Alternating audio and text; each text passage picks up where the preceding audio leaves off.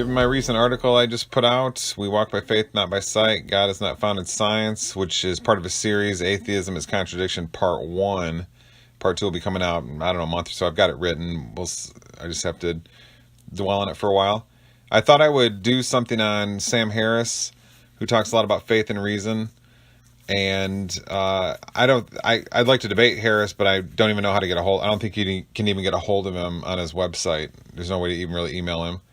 He's a very, very famous author. So obviously that I wouldn't be able to get a debate with him. So I'm just going to do it this way. I'm just going to respond to this video I happen to pick out, Sam Harris, Faith versus Reason in the Modern World. And so I'm just going to play his talk and pause the video and make comments. And as you'll see, Harris appears very convincing, and most people are very convinced what he has to say, and most Christians are somewhat threatened, or to say the least, by what he has to say. But as you'll see, his arguments just simply haven't had the proper response, and there's no real informational content in what he has to say, and everything is very easy to respond to show that it is incorrect. So here we go. Can you all hear me okay?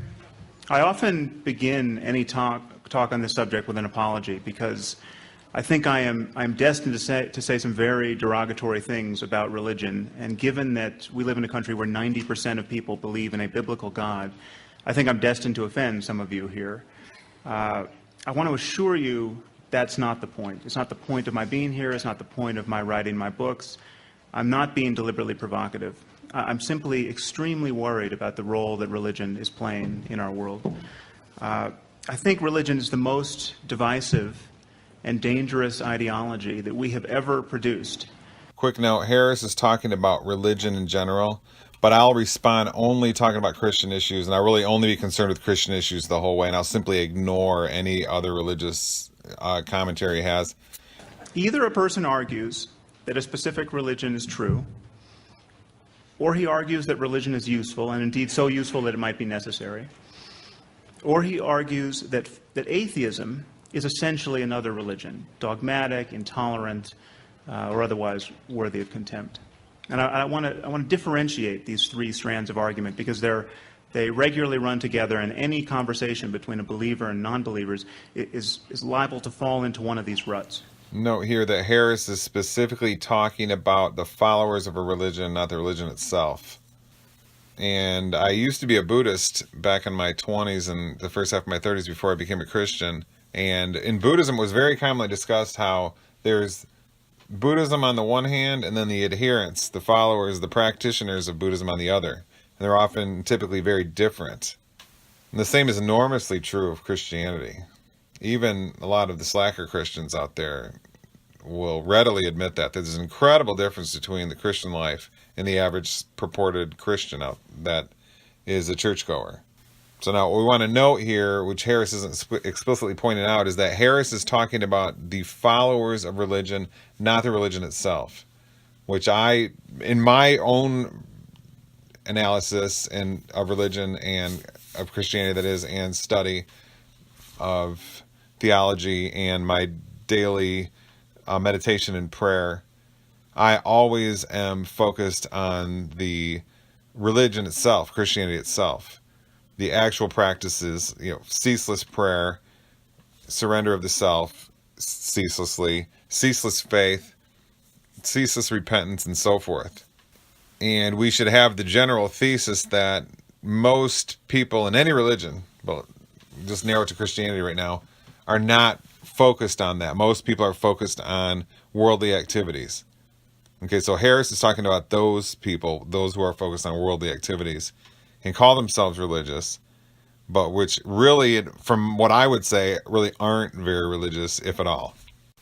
Now, Harris's talk is very simple, really not very intellectual, really a veneer talk. I'm not saying that in a derogatory fashion. It's just a fact, because he's skipping over all of these issues and just talking about religion as if it's the same thing, as if the religious followers and the core truth of it are the same, as if, by analogy, nirvana is the same thing as any monk that's doing meditation, or in Christianity, that the experience of the uncreated light of Christ which anybody can experience in varying ways, is the same thing as the average churchgoer.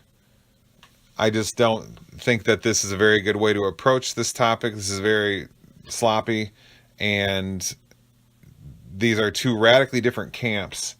The average churchgoer, the average Christian, for example, and the person who is absolutely bent on, as it says in Matthew 7, 13, 14, on following the way that is difficult and finding the narrow gate, as Philippians 2:12 says, working out one's salvation, as Philippians 3:20 says, being a citizen of heaven, or Galatians 2:20 says, being crucified with Christ.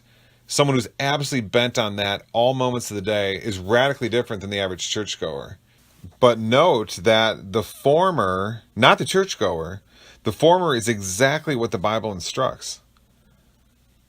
Okay, not what the average churchgoer is doing. So what Harris is essentially talking about is not what Christianity actually is by talking about the masses. Now, I think that Harris just should have pointed this out, because the one is the religion of Christianity, and the other really isn't. Okay, if you're not following your religion, I think it's fair to say that I can say you're not of the religion.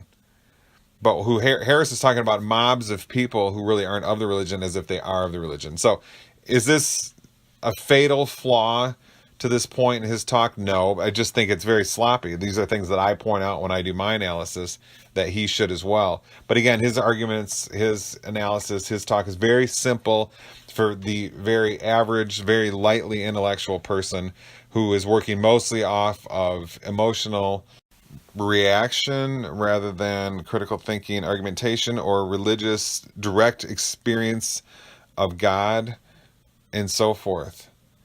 So that's who Harris is appealing to. Let's begin with the specific claim that a given religion is true. There are two problems with arguing this.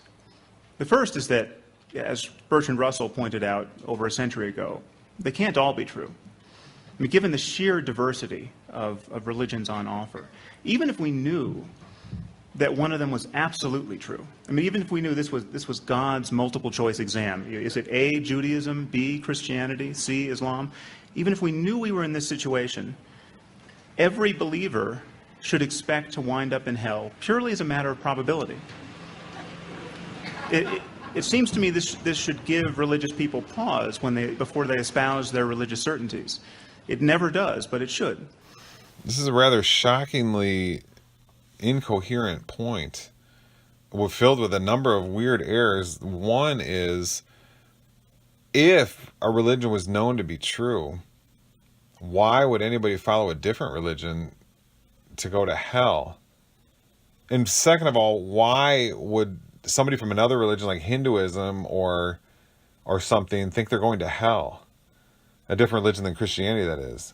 So I don't know what Harris is talking about here. This is just a sort of a word salad, idea salad, really making no sense. Anyway, I'm not going to dwell on this too long. I'm going to replay this for you, but let's just move on. This is astonishingly misguided, strange thinking. Let's begin with the specific claim that a given religion is true. There are two problems with arguing this. The first is that, as Bertrand Russell pointed out over a century ago, they can't all be true. I mean, given the sheer diversity of religions on offer, even if we knew that one of them was absolutely true, I mean, even if we knew this was God's multiple choice exam, is it A, Judaism, B, Christianity, C, Islam? Even if we knew we were in this situation, every believer should expect to wind up in hell purely as a matter of probability. It seems to me this should give religious people pause before they espouse their religious certainties. It never does, but it should. The second problem with arguing for the truth of religion is that the evidence for our religious doctrines is either terrible or non-existent. Okay, this is precisely where we want to start really digging into this article. Now, this is the point that I wrote about in this article that I just put out. We walk by faith, not by sight. God is not found with science.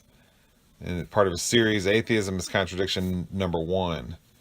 Number 2 is heavily far along in the works. So anyway, he's talking about, we don't have, the problem with verifying a religion is true is we don't have any evidence. So, just to sum up very briefly, as I pointed out in this article, there is no evidence. He's talking about scientific evidence or intellectual evidence, like a logical argument, a mathematical formula, or a scientific verification. But the Bible clearly tells us we won't have any of those, as I point out in this article. All we can have is what's called faith, which is a different kind of experience, a different kind of information than the ones I just mentioned, mathematical, logical, or scientific information. Now, what atheists do is all the time is what Harris just did. They said, oh, there's no scientific, mathematical, or logical evidence for God, so therefore there's no evidence for God. God shouldn't be believed in. But they're leaving off something really important, which is the whole point of this article I wrote, is that there's another kind of information called direct experience of God, or faith. Okay, that's how in this article, this is first of 2 parts, I'll be analyzing what the Bible says faith is. And a lot of people are real confused about that as I talk about the article. But Hebrews 11:1 says faith is the evidence of the unseen. The King James and the NLT translations, among others. Holman Christian Standard says it's the proof of the unseen. Faith is. Wow. Now, by Harris doing this, he's speaking in terms of a contradiction and a straw man. And this is what I started writing about in this first article, and I'll be writing about more in the next article, which is, I think it's going to be called Atheism Reduces to Contradiction. And the contradiction is as follows. Christianity, by definition, is a religion of faith. A spirituality of direct faith revelation of Christ, the Trinity, God, Holy Spirit. But Harris wants to say here, only by non-faith information, namely intellectual or scientific evidence, can we discuss Christianity, which is the religion by definition that has anything to do with scientific or intellectual evidence. Therefore, there's no evidence for Christianity. Now, that's a contradiction, which Harris just did right there, which is what virtually every atheist out there on the internet, and the big name atheists, they're all doing this. Specific contradiction. They're essentially talking about Christianity outside of how it's defined. They're saying, we want to talk about what is non-scientific in scientific terms. We want to talk about that which is only describable in terms of faith experience, not in terms of faith experience. And their argument in itself is a contradiction. Now, nobody notices this for some reason, because everybody's so blinded by their own ideas that their only kind of information stream out there could possibly be intellectual information or scientific information. What about option C? Direct revelation of God. Now, you can deny, somebody may say it's not true or doesn't exist. That's fine, that's your opinion. But you don't have any evidence that it does or does not exist unless you've had it. Okay? Because if you haven't had it, you can't make a claim because you haven't had it. You can't say it doesn't exist, or else you fall into a fallacy of ignorance, critical thinking fallacy. Okay, which is like saying I haven't experienced X, so therefore X doesn't exist. I don't have any evidence of X, so it doesn't exist. That's a fallacy. Critical thinking fallacy. Okay, so if you have had experience of God, then you can make specific claims, but you'll know they're not scientific claims. They're not intellectual claims. They are spiritual revelation. Okay, so what Harris wants to say here is let's talk about spiritual, what is something that's defined in terms of, if Harris would read the Bible. See, these guys, the problem with atheists, all the atheists out there, Harris, Richard Dawkins, Dillahunty, Iran Ra, all the big, I don't have anything against these people. These are nice people. They just seem to want the truth, I bet, in most cases.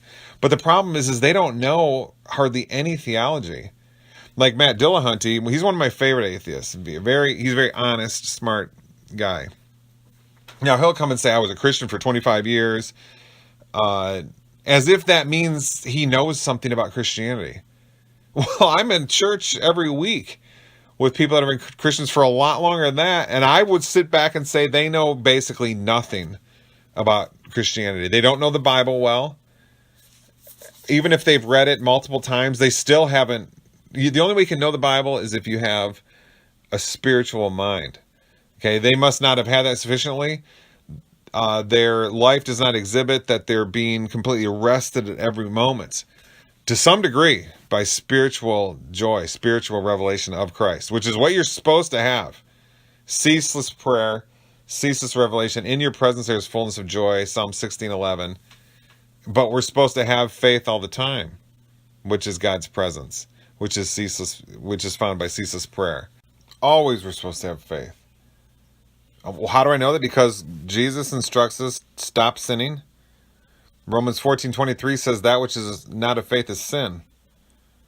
So in other words, we're supposed to be filled with faith and not be filled with sin all the time. And faith is, of course, direct awareness of God, being in God's presence. And so how could we be filled with sin when we have that? That's what every person needs in this world. That and nothing else. The answer to everything is the presence, the direct presence of God now, which we're supposed to have all the time. Psalm 105:4, seek his face continually. Psalm 13:5, I rejoice in your salvation. That's Old Testament right there. Which is Bible's very specific on all these points. But see, these guys don't know this. These atheists don't know this. They don't have spiritual experience. They don't have revelation. They have very little real theological knowledge. They'll tell you they do. Mainly, it may feel like they do because they're talking to people that have astonishingly little information about the Christian faith. So they may seem to be very knowledgeable, but they simply don't have the experience of God and the theological study. And that's why their analysis is so sloppy, as we're seeing right here with Sam Harris. And all the other atheists out there, we don't have evidence. You'll see he's going to mean scientific and or intellectual evidence, when the Christian God is specifically defined as not being available through those means of information. We walk by faith, not by sight. We walk by a different kind of information, not by science. Okay? So, huge point, incredibly obvious, and for someone's going to have to explain to me how basically everybody in the world, a couple billion Christians on the planet also, have missed all this. Go look up a YouTube video of somebody that tries to define faith, and then go look at the verses. Like Hebrews 11:1, faith is the evidence of the unseen. King James, NLT, the two of the biggest translations studied, utilized out there. And you'll see an incredible dichotomy. Study someone famous, a famous pastor defining faith. And then go look at the verses. 2 Corinthians 5:7 and so forth. And you'll say, what are they talking about? The two have nothing in common. And then atheists do the same thing. And this is the issue. This is the problem. The second problem with arguing for the truth of religion is that the evidence for our religious doctrines is either terrible or non-existent. And this subsumes all claims about the existence of a personal God, the divine origin of certain books, the virgin birth of certain people, the veracity of ancient miracles, all of it. We consider Christianity. The entire doctrine is predicated on the idea that the gospel account of the miracles of Jesus is true. This is why people believe Jesus was the Son of God, divine, etc. This textual claim is problematic because everyone acknowledges that the Gospels followed Jesus' ministry by decades, and there's no extra biblical account of his miracles. Okay, what you just said right there is two things. One, there's a problem that the only account of Jesus' miracles being true is the Bible. There's no other account, to have multiple sources. he kind of skips over that real fast because it may or may not be a problem. Often there's a single source for something. I mean, I wouldn't argue this way if I was trying to claim a point, just go that fast over some big point, but whatever, let's give him a pass on this. And then the other thing that he's saying here is what's widely brought up is the belief. It's not proven in any way. It's a theory and a belief that the Gospels were all written decades after Jesus was on earth. Now, I I don't care either way which is true. I hold the belief that the accounts were written down as they happened, and then the Gospels that we have may or may not be decades later. But it doesn't matter because it doesn't. Let's say they were written down 100 years ago. It doesn't mean they aren't the Word of God. In other words, if I make an argument to say the Gospels weren't written down at a certain time frame close enough to Jesus' life, therefore they're not true. See, that inference, the therefore, doesn't work. It's an opinion, not a logical conclusion.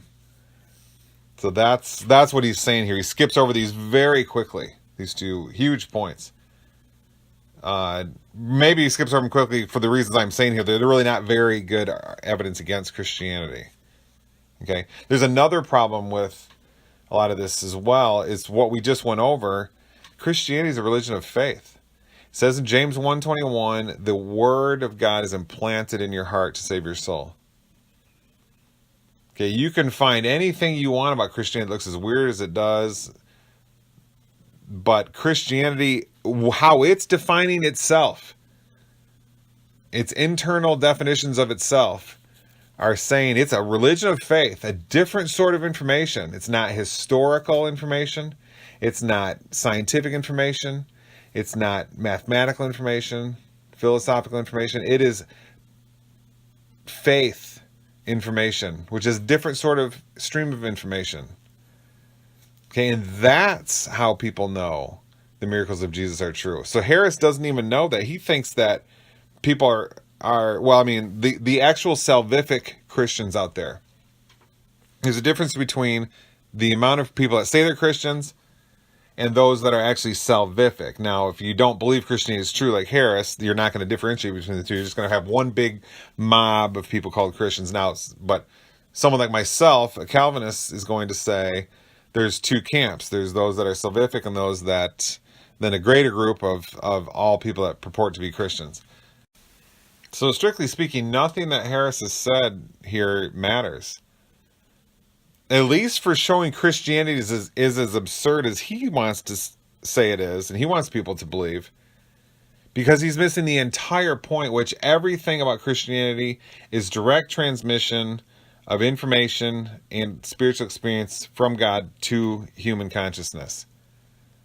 But he's talking about it in every term but that.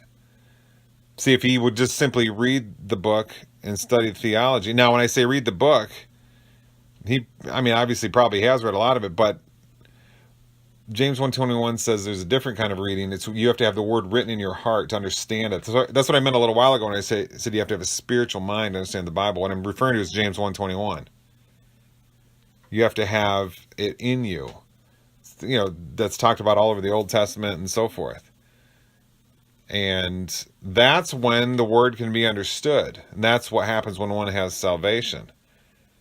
So until then you're going to come up with all these things that make you scratch your head of how anybody can believe this and how there's no evidence and so forth, because you're missing that the Word of God is directly transmitted by the connection of faith from God to believer into a person's soul, being, whatever word you want to use, their essence, their mind, their heart. So for the salvific Christian in a moment-to-moment, hour-to-hour, day-to-day faith interaction with Christ, it doesn't matter when they were written, because the writing of the text, the paper book, won't be understood by a person who doesn't have a heart for the book. This was brought out in John, I think it's John 5:39, where essentially what's said there is Jesus says the Pharisees, you're experts in the scriptures,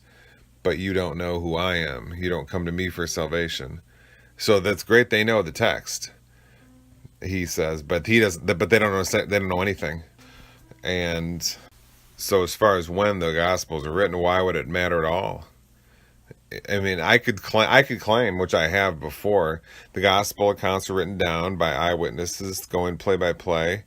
And if those accounts are the actual Matthew, Mark, Luke, and John, or if the Matthew, Mark, Luke, and John come from those accounts, the information was handed over from person to person or something over 100 years, doesn't matter, because the word is either written in your heart and you understand it, or I think this is why so few people actually read the Bible and reach for other books, devotionals and so forth, because it's an infinite supernatural work written by God. It's the ultimate engineering textbook of reality as a whole, and people's minds and hearts aren't there, and not, when I say there, they're not where they can take in that power, that level of information, and they find it strange or boring or not making sense, or just not somehow working for where their minds are at. So that's why you have to first pray and surrender and be crucified with Christ, and then reading the Word makes a lot of sense. And this is sort of my whole point in the faith article, the article Atheism Contradiction is Contradiction Part 1, is so many people cannot understand, make weird mistakes, and, think that faith is a synonym for belief, rather than belief being a subset of faith, and so forth, because they're just not comprehending that which is infinite. It's Psalm 145 talks about how God is beyond understanding. Psalm 147:5 KJV, God is infinite.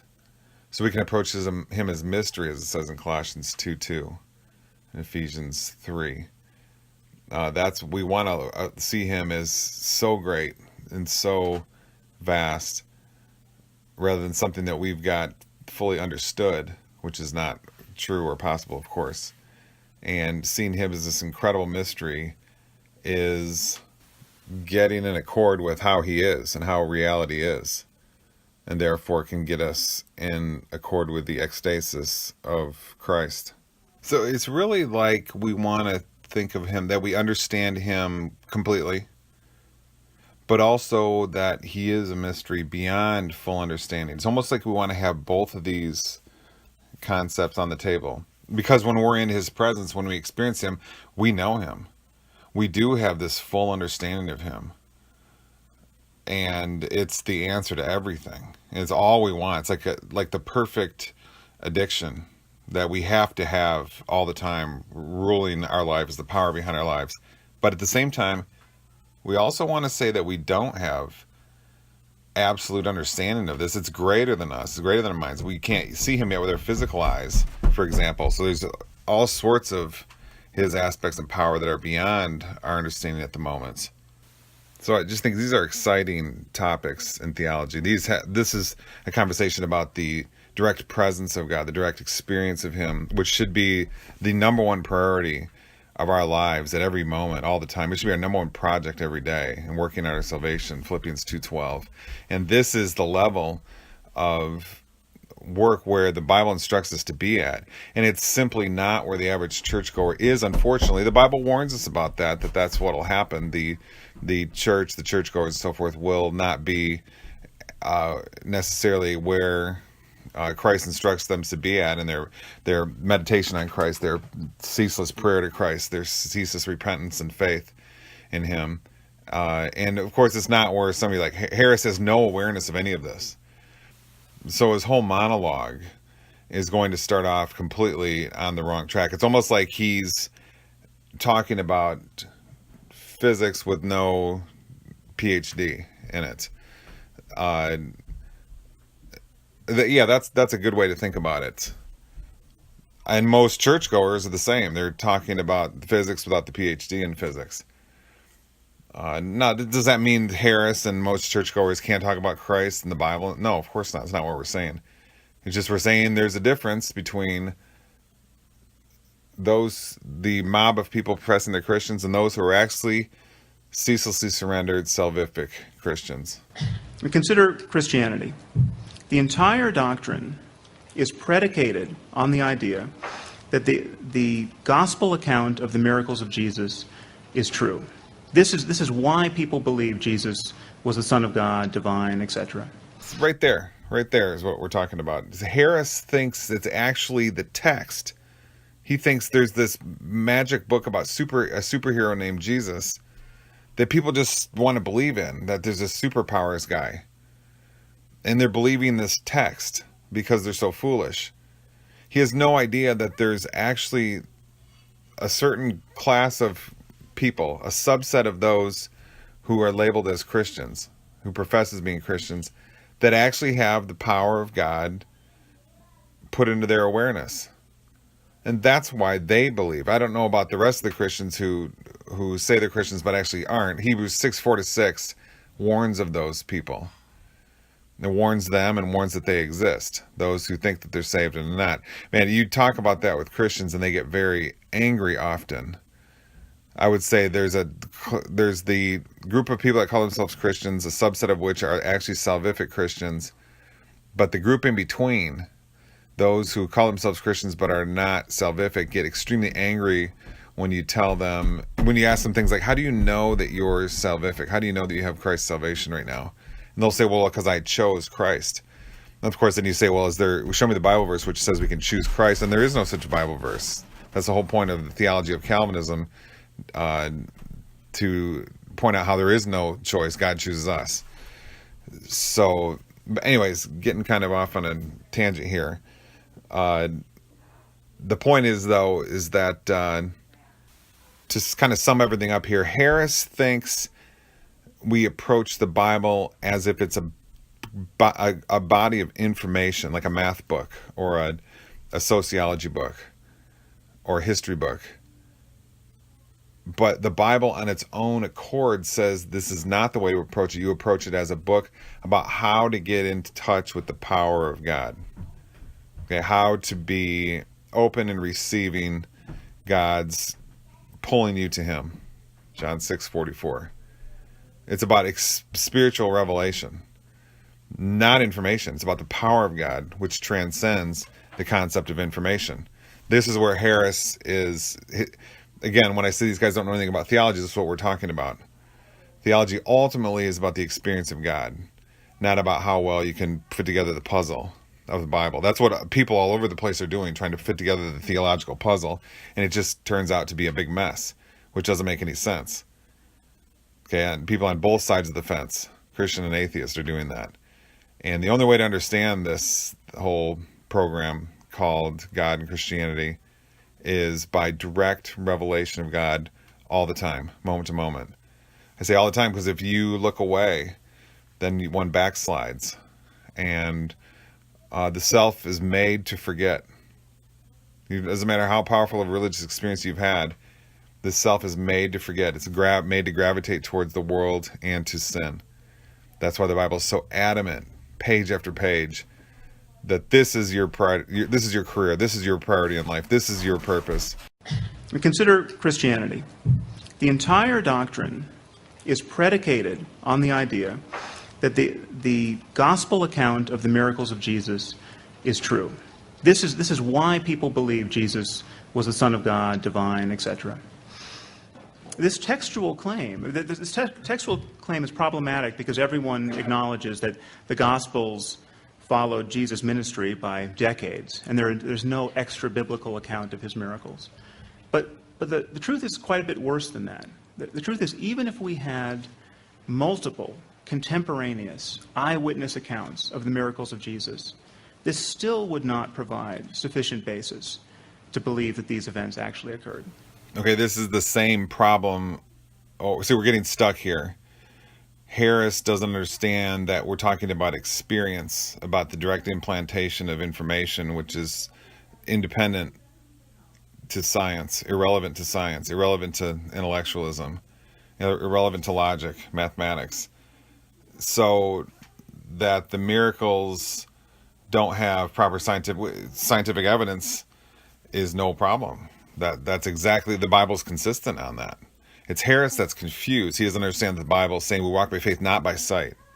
We don't walk by, we all know, it's the Bible just refers to how people haven't seen, blessed are those who haven't seen Jesus' miracles and yet still believe. Okay, they can believe because belief is a subset of faith, because faith is implanted into them. So again, Harris is going in a loop here where he is talking about things that simply aren't relevant to Christianity. This is the contradiction we referred to above. He's talking in terms of physics without the PhD. He's talking in terms of the mathematical with no use of numbers and mathematical symbols by analogy. He's talking in terms that simply do not apply to the University of Discourse of Christianity. Now, most Christians don't understand what I'm saying here, and most atheists don't either, but the Bible is real clear on it. Faith is the evidence of the unseen. 2 Corinthians 4:18, so we fix our eyes on not what is seen, but on what is unseen, since what is seen is temporary, but what is unseen is eternal. So we're to see the unseen. Obviously, we're talking about a different kind of sight here. Something that's not, has nothing to do with physical eyes. Or maybe it could have something to do with physical eyes, but that's not the impetus. The impetus would be the knowledge of the mind. And if the physical eyes are to be utilized, such as an eyewitness account of Jesus, therefore seeing the supernatural, that's different. But that's not what's relevant to us now, 2,000 years later. But the truth is quite a bit worse than that. The truth is, even if we had multiple contemporaneous eyewitness accounts of the miracles of Jesus, this still would not provide sufficient basis to believe that these events actually occurred. Well, why not? Well, the problem is that first-hand reports of miracles are quite common, even in the 21st century. I have met literally hundreds at this point of Western-educated men and women who think that their favorite Hindu or Buddhist guru has magic powers. All the powers ascribed to these gurus are every bit as outlandish as those ascribed to Jesus. I actually remain open to evidence of such powers, but the fact is that people who tell these stories desperately want to believe them. All, to my knowledge, lack the kind of corroborating evidence we should require before believing that nature's laws have been abrogated in this way. And people who believe these stories show an uncanny reluctance to look for non-miraculous causes. But it remains a fact that yogis and mystics are said to be walking on water and raising the dead and flying without the aid of technology, materializing objects, reading minds, foretelling the future right now. In fact, all of these powers have been ascribed to Satya Sai Baba, the South Indian guru, by an uncountable number of eyewitnesses. He even claims to have been born of a virgin, which is not all that uncommon a claim in the history of religion. Or in history generally. Genghis Khan supposedly was born of a virgin, as was Alexander. Okay, let me comment on a few of these things here. First of all, what he just commented on is how there's multiple accounts of the virgin birth and so forth.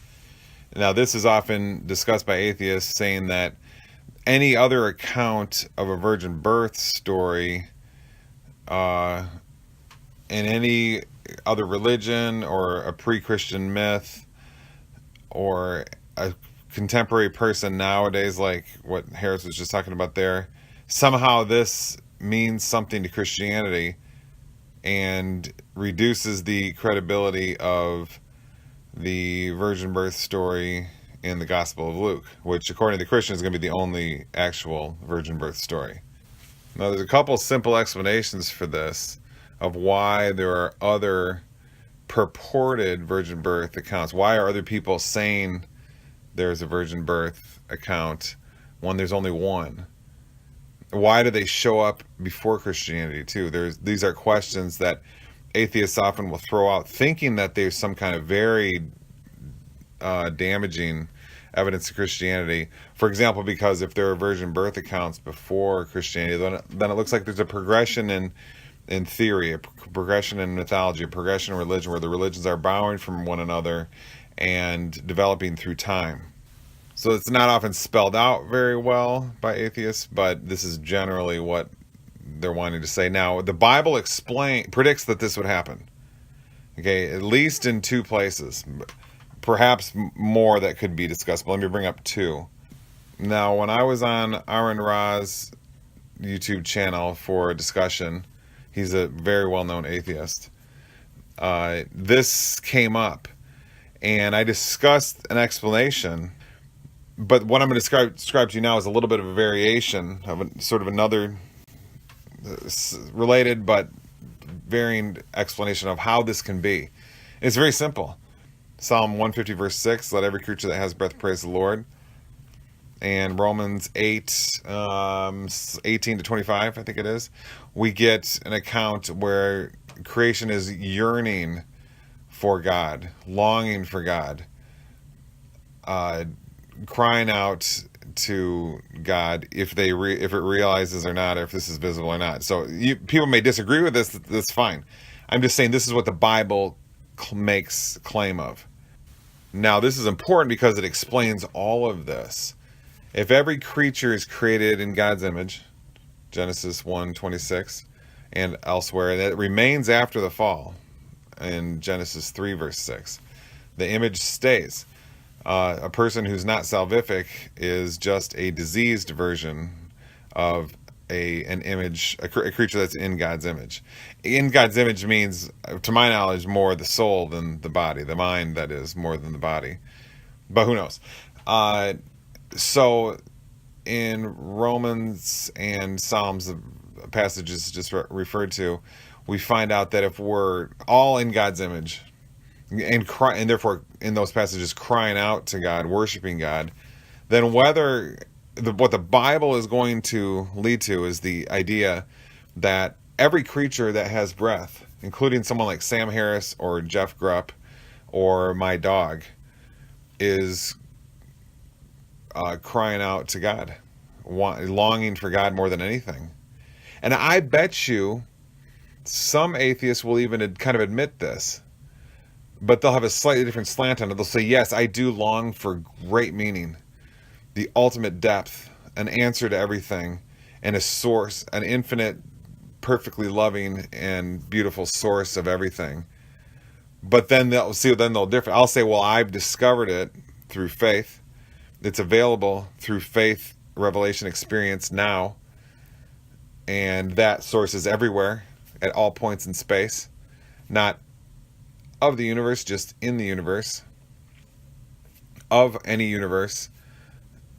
Not of any universe, just in any universe. I hold that there's infinite universes. I'm a modal realist. It's another story. I'll have videos on that out in the future for sure. Lots in the works on that. It's a huge topic, massive topic for the Bible.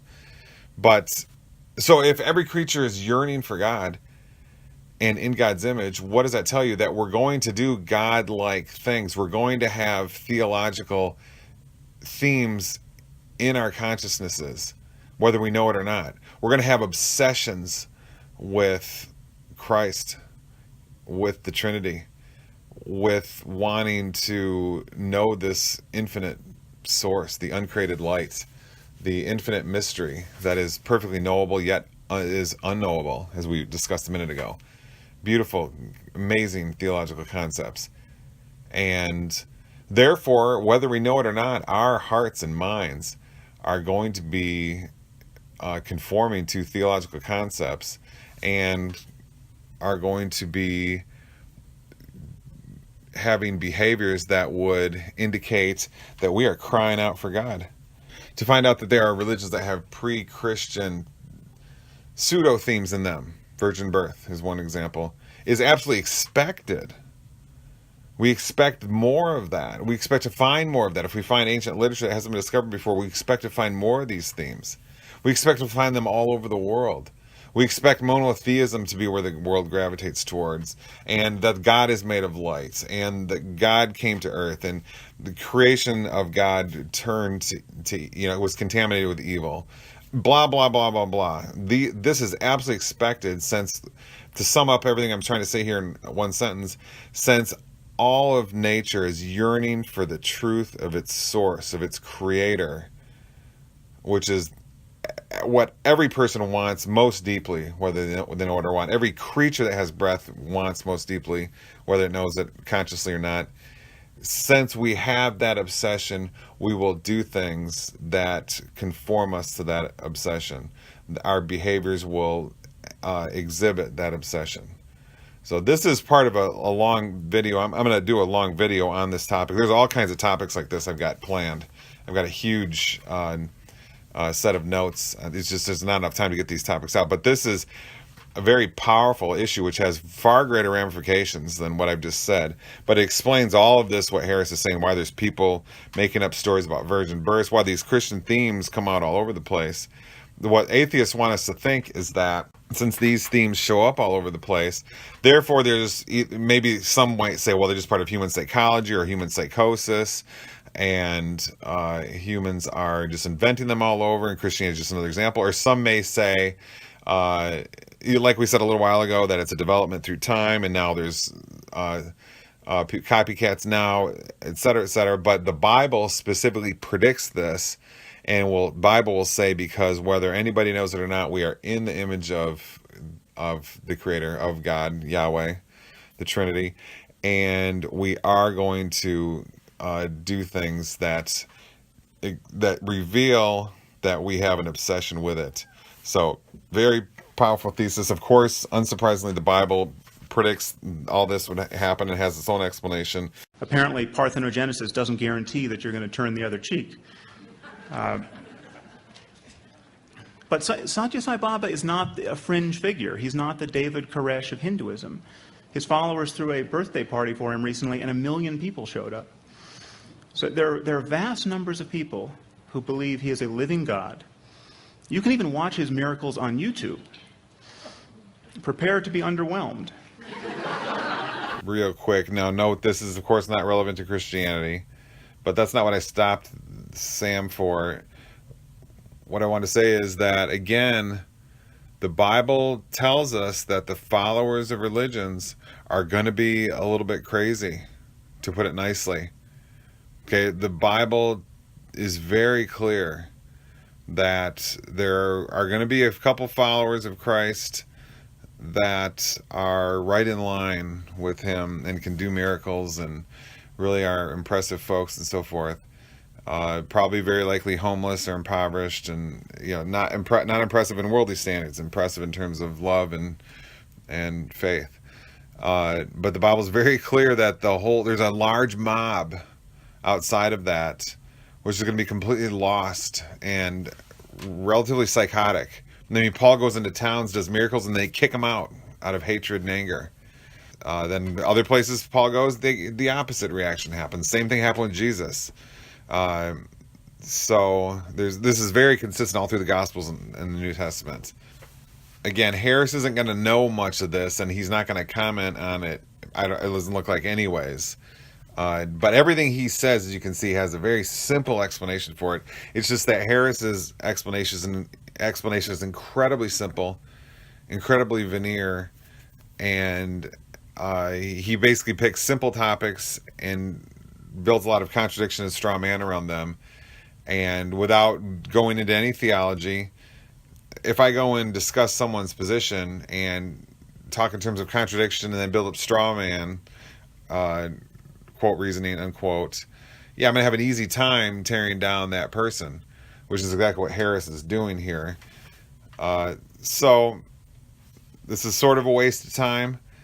And this is what the public is very struck and taken by, because Harris is hugely famous and popular right now, which is not surprising. When you have a public speaker, you're going to have a very simplistic and error-filled, critical thinking, fallacy-filled debate or monologue.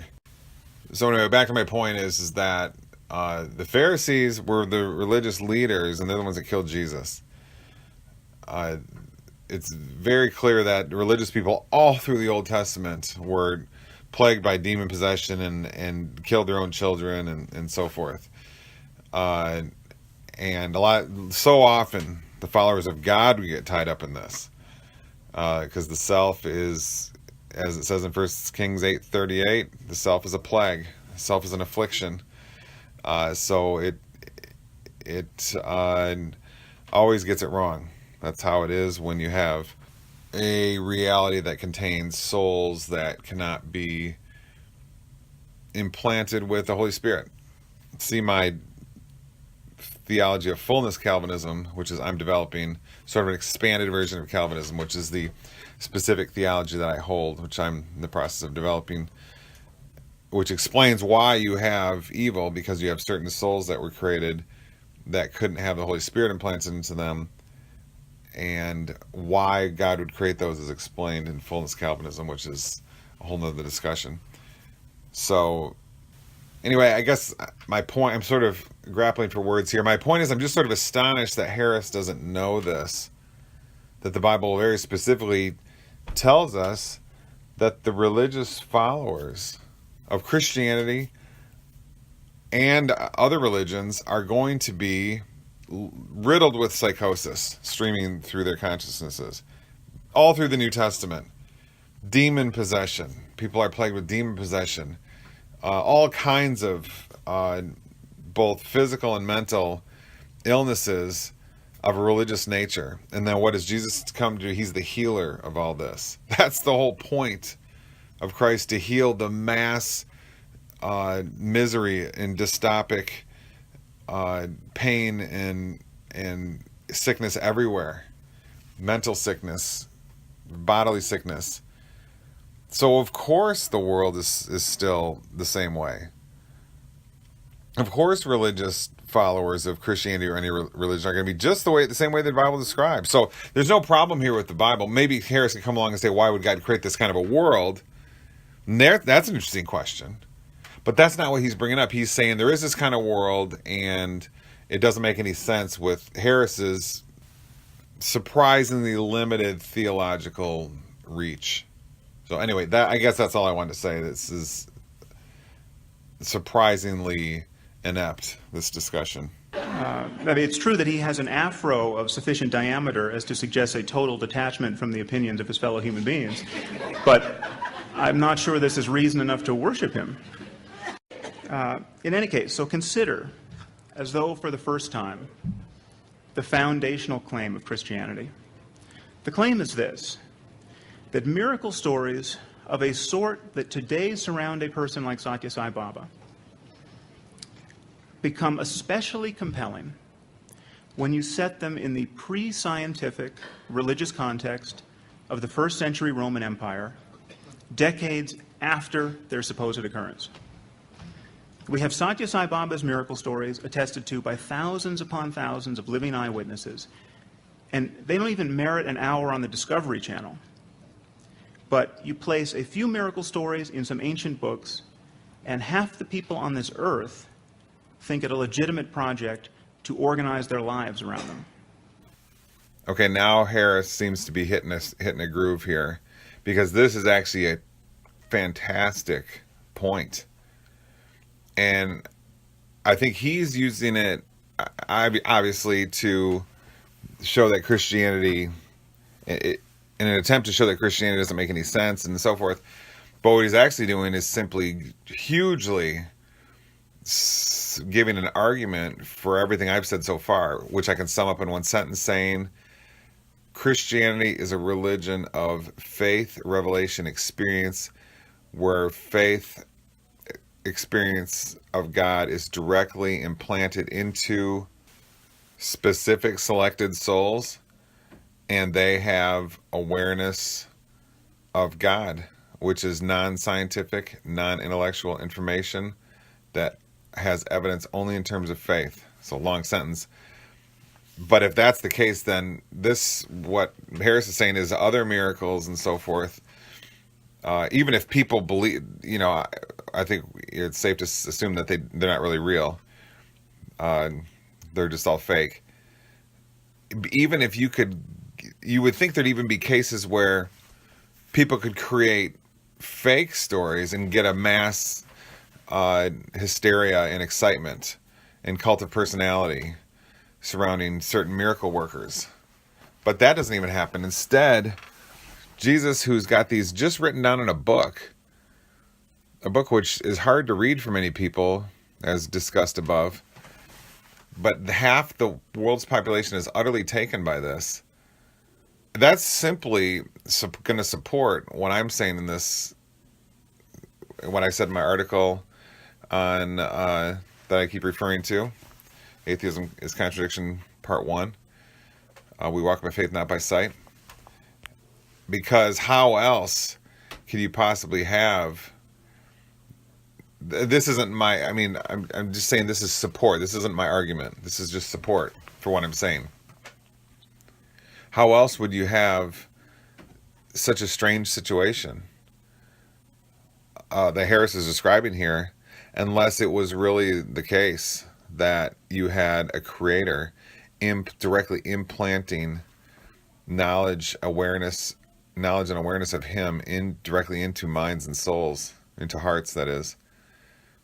So again, this isn't my argument, this isn't the proof, but this is in stark, shocking agreement with what I'm saying. So Harris thinks he's bringing up an argument against Christianity, but that's because he doesn't have a significant theological grasp, and he doesn't have the right definition of faith. But if you do have those, as we're discussing here, you see that what Harris is saying is actually a shockingly powerful support for the claims we're making in this article about Christianity. And this is why I title this YouTube video Point by Point, Simple and Fatal Deconstruction of Sam Harris on Faith versus Reason. Because when we deconstruct what Harris is saying and get an accurate theological view, we find things like this where what Harris is saying is actually argumentation for the veracity of the evidence of Christianity, which is the evidence of faith. So that's a true faith. So the atheist, we've seen this before in videos I've done and papers I've written, where what atheists say actually, if looked at more carefully, argues for Christianity. Miracle stories attested to by thousands upon thousands of living eyewitnesses. And they don't even merit an hour on the Discovery Channel. But you place a few miracle stories in some ancient books, and half the people on this earth think it a legitimate project to organize their lives around them. Does anyone else see a problem with that? Speaking more generally, Christianity, Judaism, and Islam are founded on the claim that the Bible and the Quran were dictated by the creator of the universe. I mean, there is a creator, there is a personal God, and he occasionally writes books. He doesn't code software. So again, you can see this analysis by Harris really going back into the cult of personality. Harris is kind of the cool guy that making people laugh. I mean, that's all fine, but I mean, if we want analysis, if we want to really understand and get to the heart of the issues and so forth, this talk is just not doing this. He's basically saying things to make people giggle and stuff. Very simple, as we've said.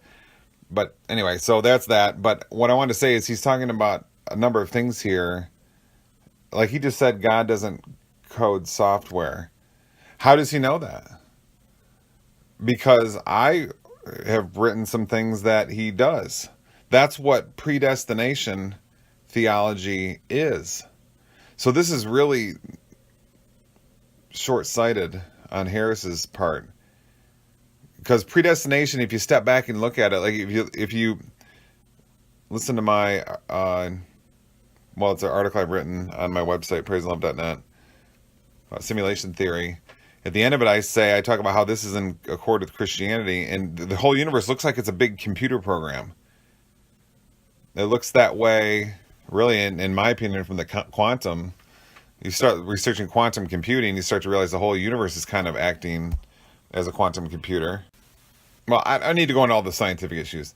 The point is that predestination theology is a big deal. Read Acts 4:26-27, where it talks about how the cross was predestined, how the people that orchestrated it, the Pharisees, Pontius Pilate, Herod, and so forth, were specifically chosen before time, so God could do the self-sacrifice. A lot of people say, oh, it's divine child abuse, God killing his own son. God is his son. This isn't a family in our normal way of thinking about it in earthly human terms.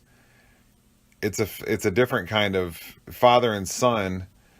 Doesn't exactly mean the biological kind of thing we're talking about with fathers and sons on earth. God is the Son. God is the Father. God is the Holy Spirit. They're all the same thing. We just have different descriptions of that one creator in the Bible. And we try to understand it, and we call it Trinity. So anyways, that's a side issue. So anyway, my point is that just little comments Harris is making are backwards, opposite of the truth. It's almost eerie how this talk is so opposite of the truth. I've noticed that before in certain analysis I've done, where the truth that you can verify, like we can verify what the definition of faith is in the Bible, and we can verify Harris uses the opposite. So he strawmans the Bible and talks of contradiction, as we've discussed. Okay, but it's interesting how the truth is often presented about humans, but it's actually specifically the untruth, the opposite of the truth. And we can figure this out if we just deconstruct things and see what's really going on. But in simple analysis like this, where we analyze theology, but we have no theological meat that we're using. Harris is not a theologian. He doesn't have experience with God, but he yet is coming across as the spokesperson for God. I mean, all this kind of analysis is going to lead to untruth. But I guess my specific point is, it's almost like reality, part of this programming, this computer program reality that we live in, which I've discussed in more detail elsewhere. It's almost like we have channels that we operate. We operate on God's channel, and we speak truth. Or there's a verse in the Old Testament, Psalm 116:11, everyone is a liar. Or if we don't act on God's channel, we speak in untruth. Specifically, what is the opposite of the truth? Everyone who sin prevents people from seeing the truth, and they specifically become agents of the darkness of this reality, 2 Corinthians 4:4. And so they operate on another channel. It's as if there's two channels here. And I guess my point, this is kind of a loose comment I'm just trying to bring up, which could be a larger discussion later. But my point is that if you look at what Harris is doing, it's not like he's kind of got the truth that we can verify a little bit off here and there. It's like everything is the opposite. That's why we're saying he's talking in terms of contradiction. That's what's really interesting. It makes me think there's two ways the mind can be, God's or the devil's. Okay, God's or the way of the culture. God's way or the way of 2 Corinthians 4:4. God's way or the way of 1 John 5:19. 1 John 5:19 is, we know that we are children of God, and that the whole world is under the sway of the wicked one. So, I don't know. You maybe want to have to go rewind the last 6 minutes of this, because these are just huge issues and ones that would need to be expanded out in greater detail. But there's a lot going. There's always so much more going on than meets the eye. And if we're in touch, in accord with Christ, we can see. If we ask him to increase our knowledge of God. Colossians 1:10. Increase our faith, as the disciples asked in the Gospel of Matthew. Gospel of Luke, 17:5, I think it is. We can see, and wow, the secrets are revealed. How many verses in the Old Testament and New Testament are there where we're told when the blinders are taken off that we can see with the eyes of of the spiritual eyes, and we can see the secrets. And wow, is it amazing. Jeremiah 33:3, ask me, and I will tell you remarkable secrets you do not know about things to come. Wow. So prophecy. So anyway, let me keep going. This is just, I'm sort of mystified here and just in a state of amazement over this analysis is both disturbing and exciting at the same time, because it's so revealing, but at the same time the whole world is under the sway of the wicked one, and the truth is a lie and the lie is the truth, and very few see this. Most Christians are just absolutely tricked by this and have no idea, and probably will consider this talk right here we're giving troublesome or something. Does anyone else see a problem with that? Speaking more generally, Christianity, Judaism, and Islam are founded on the claim that the Bible and the Quran were dictated by the creator of the universe. I mean, there is a creator, there is a personal God, and he occasionally writes books. He doesn't code software, he doesn't produce films. Mel Gibson's claim to have been toiling all the while under the influence of the Holy Spirit, I think, is probably an exception here. But in any case, God is principally an author of books. And this idea has achieved credibility because the contents of these books are deemed to be so profound that they could not possibly have been produced by the human mind. Please consider how implausible this is. Consider how differently we treat scientific texts and discoveries. In the year 1665, beginning in the summer of 1665, Isaac Newton went into isolation to dodge the outbreak of plague that was incidentally laying waste to the pious men and women of England. And when he had emerged from his solitude, he had invented the integral and differential calculus. He had discovered the laws of universal gravitation and motion. He had set the field of optics on its foundation. Now, many scientists think this is the most awe-inspiring display of human intelligence in the history of human intelligence. And yet no one is tempted to ascribe this to divine agency. We know that these accomplishments were affected by a mortal, and a very unpleasant mortal at that. Okay, couple things before I get into what he just said. He said about a few minutes ago, God specifically is the author of books. Now, that's Harris's, that may be what Harris, he can't be what Harris actually thinks, because Harris is an atheist. He doesn't actually believe. So he's actually misrepresenting Christianity again.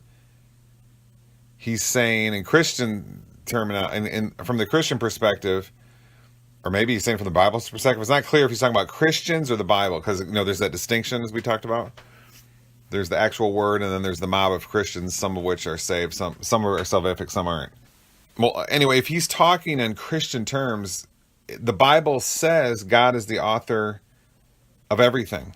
And specifically even that word is used, translated, author, like Hebrews 12:2, God is the author and perfecter of faith, NASB translation, and others. So if Harris would have to be talking about the Christian analysis here, Christianity in its terms, by saying God is the author of books, but he's wrong again. God is the author is a tough, would he have to use author as the whole creation? God is the author of the whole creation, of course. But, of course, we're going to say that, as a Christian, I'm going to say that. But, I mean, even in a more specific sense, the Bible actually does say that. Because from the overflow of the heart, the mouth speaks. Matthew 12:34 and other places in the Bible as well. So that's why God has to overflow. God only increases, John 3:30. God is love. God's heart only can overflow. God can only be a creator forever. That's what God does, because his heart will always overflow. So God does this by the mouth. God speaks reality into existence. Isn't that being an author? So Harris is wrong again. God is the author of everything. See, Harris just doesn't know all this theology. I mean, you have to really be on theology day in and day out to be an expert. You have to do it. Doing theology means you are praying without ceasing, that there is nothing else in your view but God. You are crucified with Christ, and you no longer live, but Christ lives in you. So anyway, Harris doesn't see all this. So anyway, but on to the other points he was making here. What he's saying here about Newton, I think he's got wrong. I'm not sure what Harris is doing here, but I think he's made a very critical error. Newton was a extreme theist, and he put all of his efforts into that, and that was the engine of his life. Now, he dabbled in occult and so forth a bit, but when I say theist, we're talking about the Christian God. So I've got the Wikipedia page. Forgive me if Wikipedia is not technical enough, but I'm not really concerned with being incredibly technical on this topic. I just want to show that Harris is not correct. This is widely known that Newton was incredibly religious and he was a Christian. Yes, he dabbled in the cult, but many Christians do. Okay, let's just read here Wikipedia. Isaac Newton was considered insightful and erudite theologian by his contemporaries. But this is starting off for those of you who are listening without seeing the screen, starting off the very top of the introduction of the Religious Views of Isaac Newton Wikipedia page. That's what it says to start. He wrote many books that would now be classified as occult studies and religious tracts dealing with the literal interpretation of the Bible.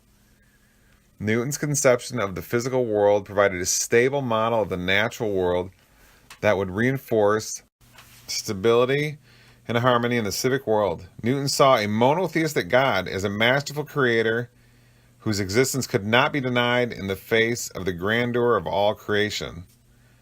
So that probably means taking Romans 1:20 as to be about creation revealing God, which that's a position I reject.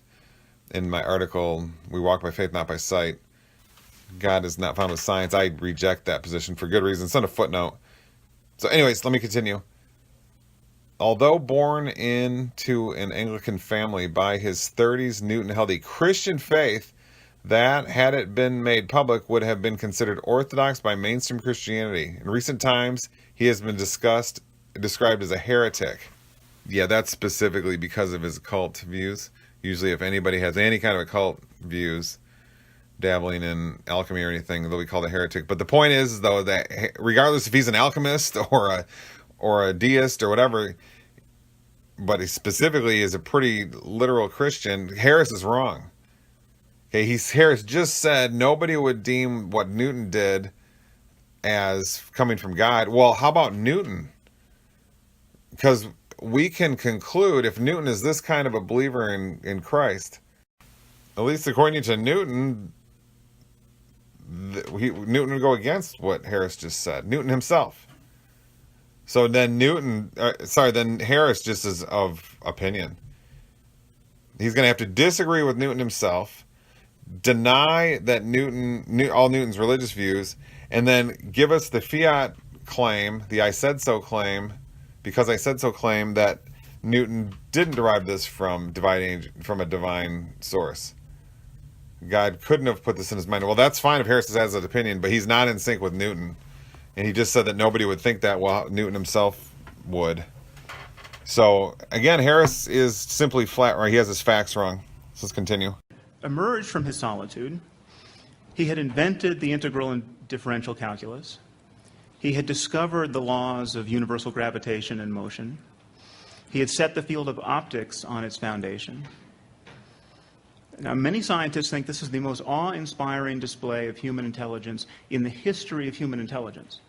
And yet no one is tempted to ascribe this to divine agency. We know that these accomplishments were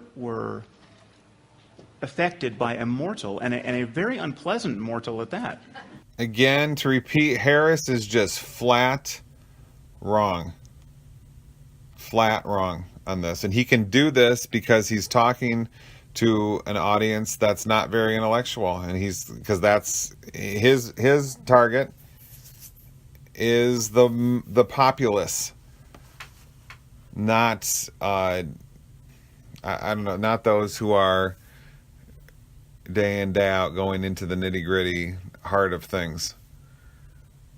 Okay, here's a quote, the same Wikipedia page I was just reading. You scroll down in the section God is Masterful Creator.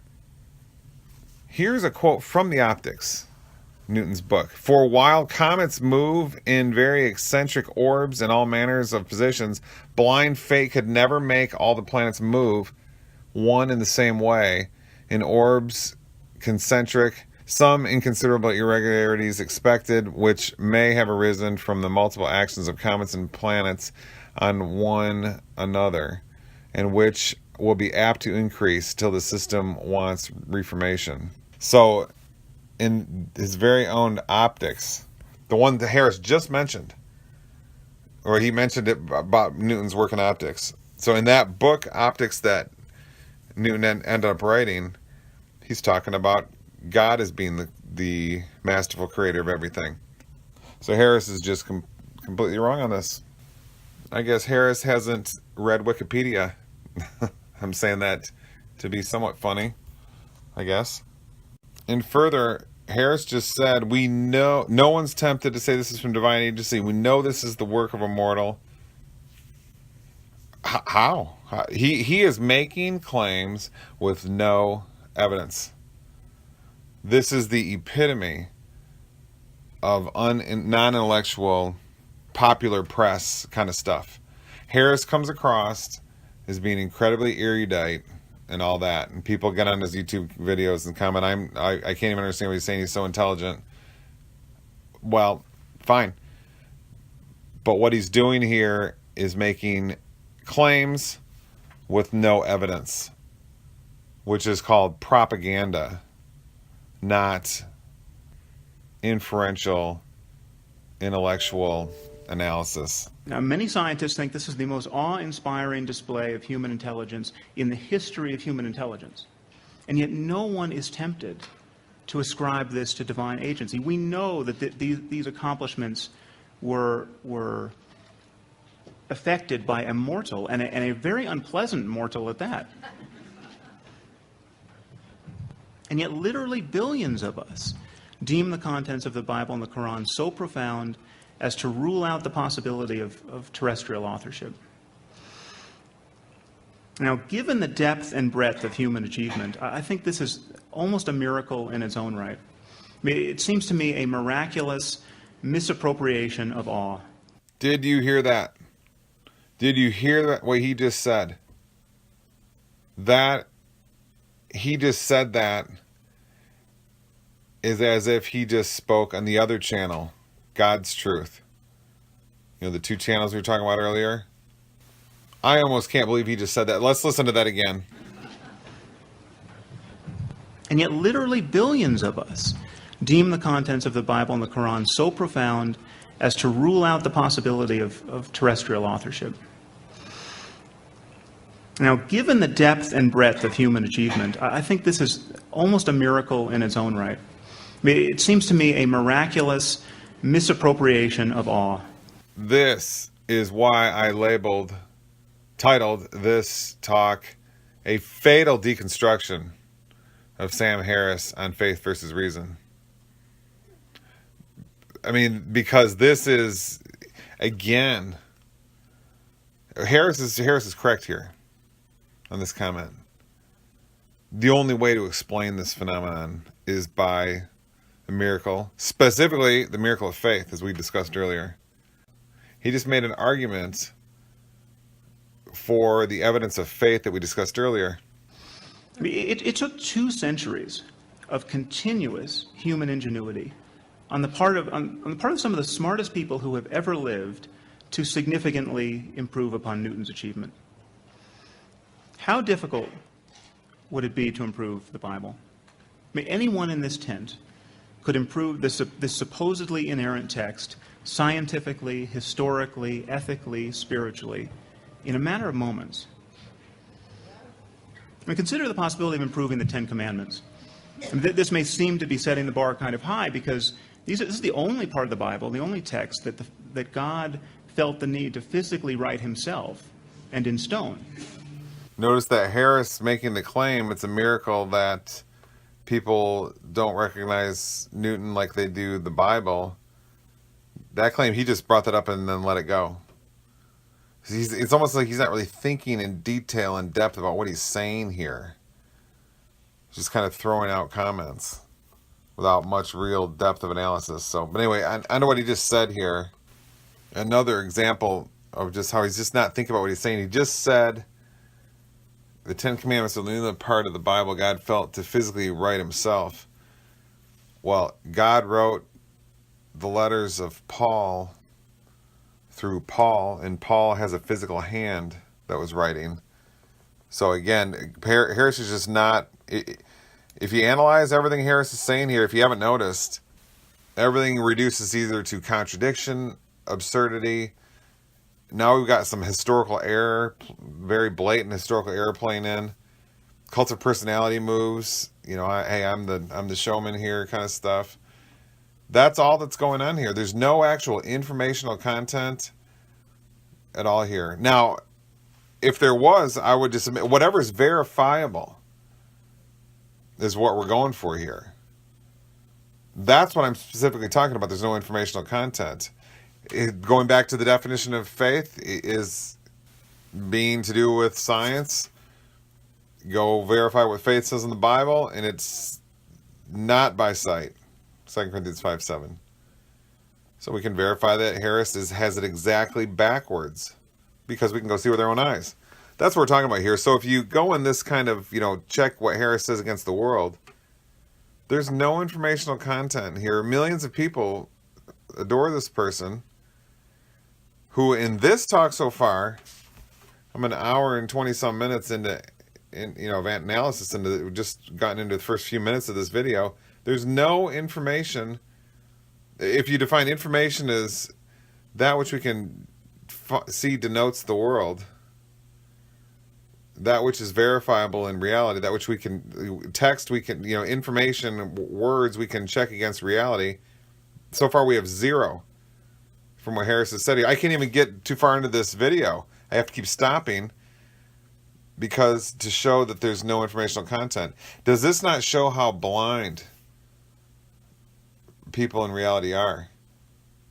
Because he's got so many followers. He's absolutely huge author. And they're all loving what he's saying, at least at this point in this talk, and there's no informational content, period. So you've got a room full of people celebrating no informational content. There might as well be talking about how many unicorns are in the room. Consider the second commandment. Thou shalt not erect any graven images. Is this really the second most important thing upon which to admonish all future generations of human beings? So he presents a good point. Why this commandment, graven images? Just going to the internet here to look up what graven image is defined as. All right, a carved idol or representation of a god used as an object of worship. Now, I don't know if that's really the biblical definition. If you read Leviticus and some of those books way back there, there's a lot of rules for how you can't have statues of eagles and all this kind of stuff. Different birds. It's very specific, all kinds of rules upon rules upon rules. And you're thinking, why? What's the point here? So it's not like this just comes out of nowhere in Commandment 2. There's whole huge sections of books specifically giving instructions on how this is not to be done. All kinds of rules, lots of description. So that one thing that we know is that this showing up here isn't necessarily surprising in biblical terms. So what Harris is saying, why this? I mean, Harris is going to he could probably say something. How about don't rape someone rather than this? Now here's why. I'm going to give you my take, and this will sound a little bit woo-woo to some of you. And fine, I get it. If it does, I have no defense. So let me just get right to the point and just say it. Graven images are images that are used by demonic agents in the spiritual war to view reality through. Okay, so if anybody wants to put that, make a comment on that and say how crazy that is, I have no defense.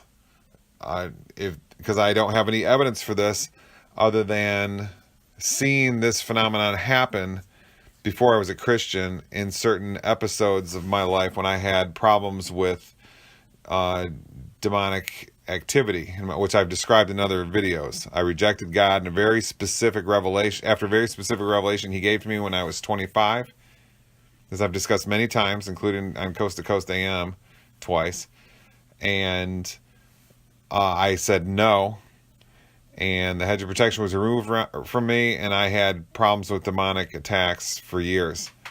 And I saw in those times things like paintings, statues, and so forth. You know, there's a painting over there in the room.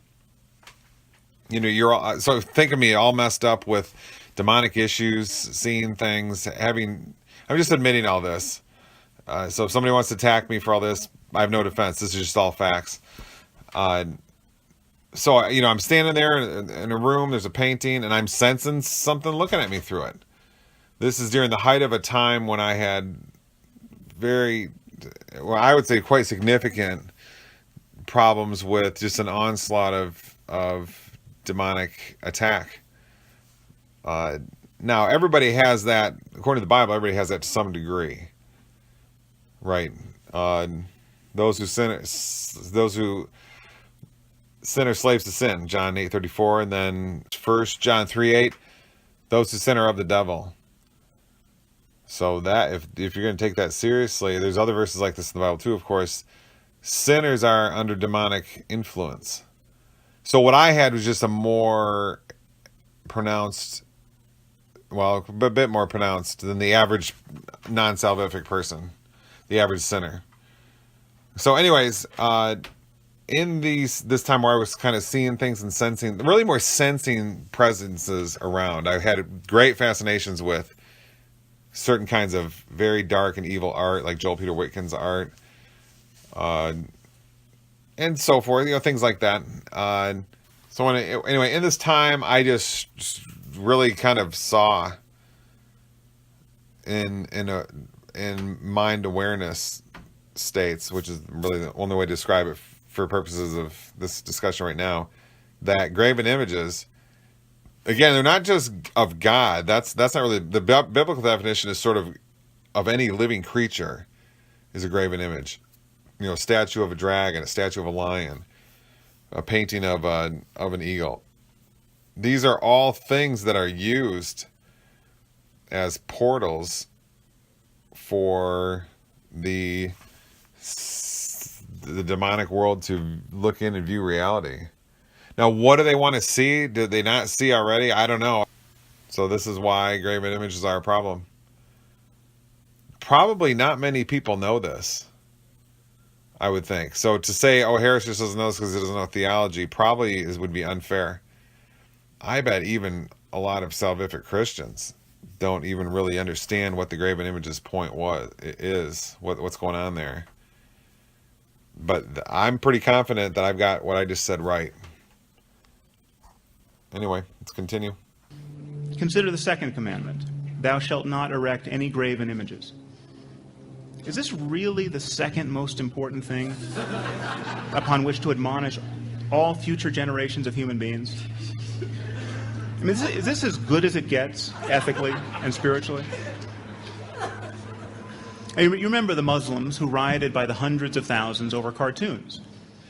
What got them so riled up? Well, this is it, the second commandment. Now, was all that pious mayhem, the burning of embassies, the killing of nuns, was all of that some kind of great flowering of spiritual and ethical intelligence? Or was it egregious medieval stupidity? Well, come to think of it, it was egregious medieval stupidity. The truth is that almost any precept we would put in place of the second commandment would improve the wisdom of the Bible. Yeah, so Harris is saying here, this is so absurd, you can put anything else, and it would make more sense. what I just said about graven images being portals for the demonic, because and I have no evidence for that, just other than my first person experience, which is reserved to me. I can't use it to show any information to you. That's probably more of an effect of the result of graven images. Now let me explain what I mean. If you look at some of these verses here that you see on the screen, look at the one right in the middle, Exodus 34:14. Do not worship any other God, for the Lord, whose name is jealous, is a jealous God. Now all these verses here are saying, we've been created to worship God, so why are we going to worship, a statue of a ram or something? Now that makes God jealous. Now what does that word jealous mean there? We know what it means in human terms. If that transfers exactly what it means for God is unclear. I don't know of any Bible verse that says jealousy of God is defined as X. What I would guess jealousy would mean is sort of a loss of connection, a loss of love relationship. We've been created to worship and every creature that has breath is to praise the Lord.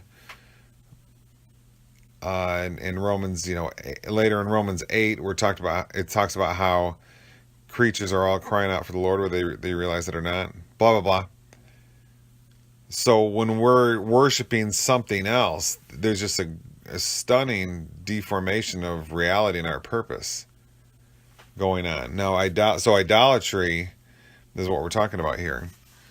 But a specific kind where with your eyes, you are probably the wrong word, but lusting after something else. So, I don't know. That's probably what jealousy means. So there is a reason here to say anything. This does make sense. Is Harris right or wrong for saying he can't believe that this is not commandment 2? Why not put something else like thou shalt not rape a person? Yeah, I get it, what he's saying. But from being in the faith and having the supernatural information of faith implanted into me by God, this is of number 2 spot here in the commandments, because worshiping God is everything, is the answer to everything. So to worship a statue of an eagle or a dragon or something, or of Baal, is utterly huge.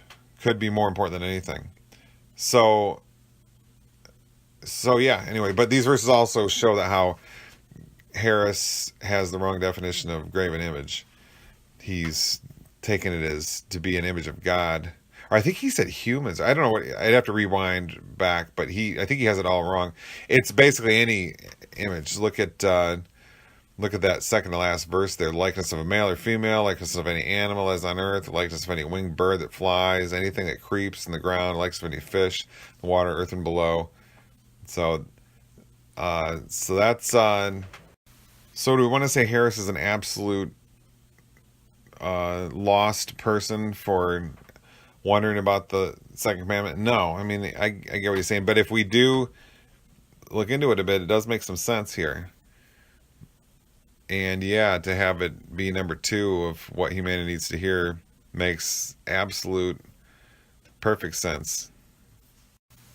So I'm trying to be kind to Harris here. If we were more direct and specific, again, Harris has everything backwards here. So what I was saying earlier must be an effect of graven images when they're in place, since they are items of sin or potential sin. Wouldn't really be sure how to analyze this, but it must be the case that them being used as portals for satanic agents of the spiritual war, for whatever reason they would need those, must be an effect of the sinfulness of the graven images.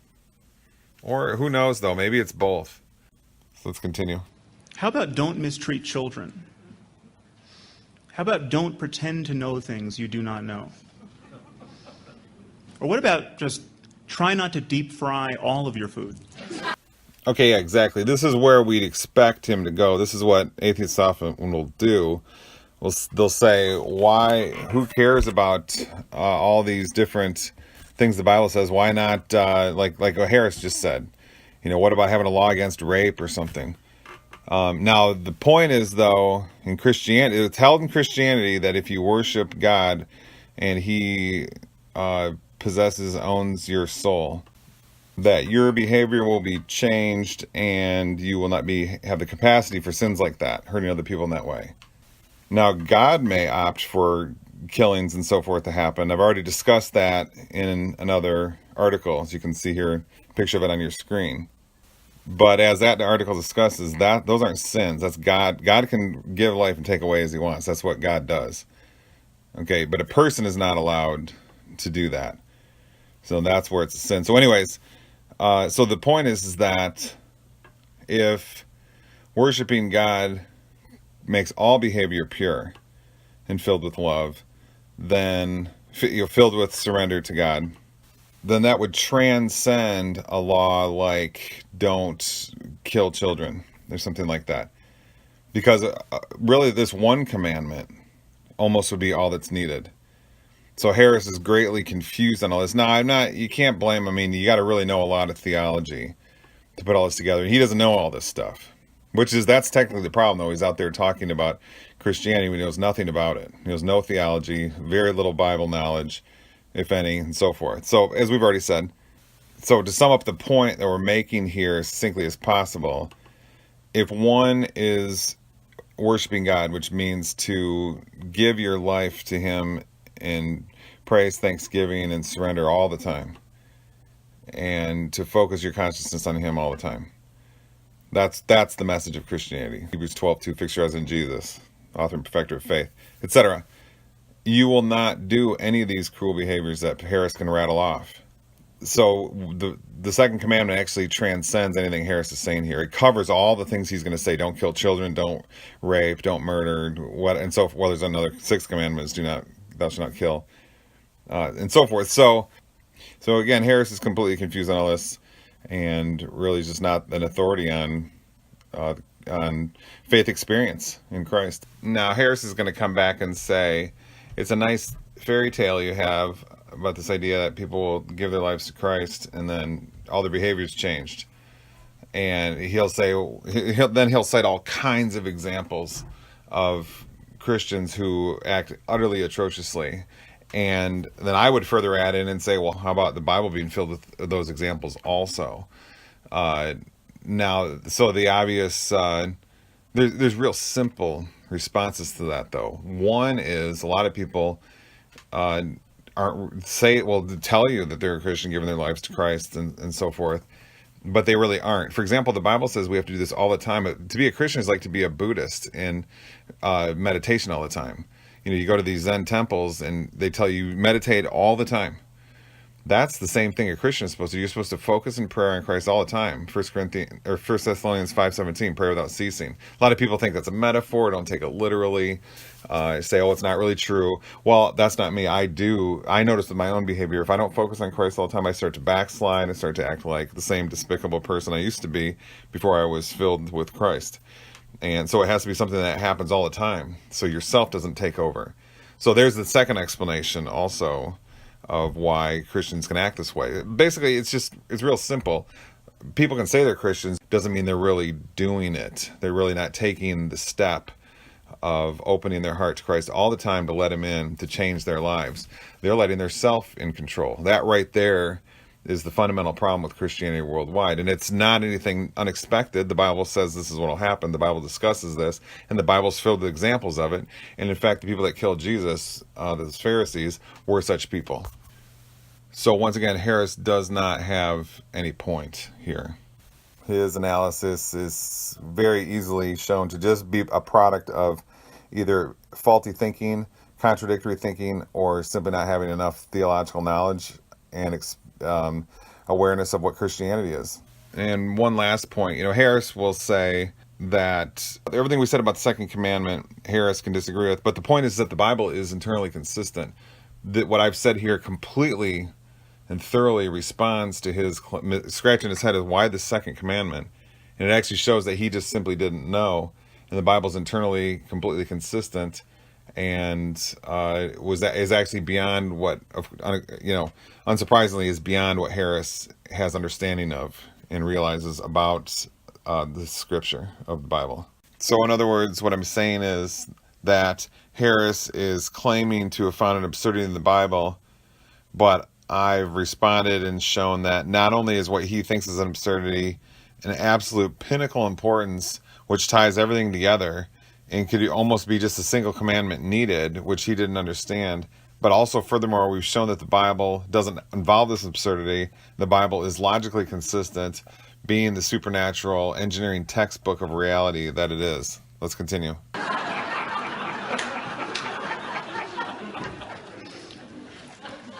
Could we live with the resulting proliferation of graven images? I think we would manage somehow.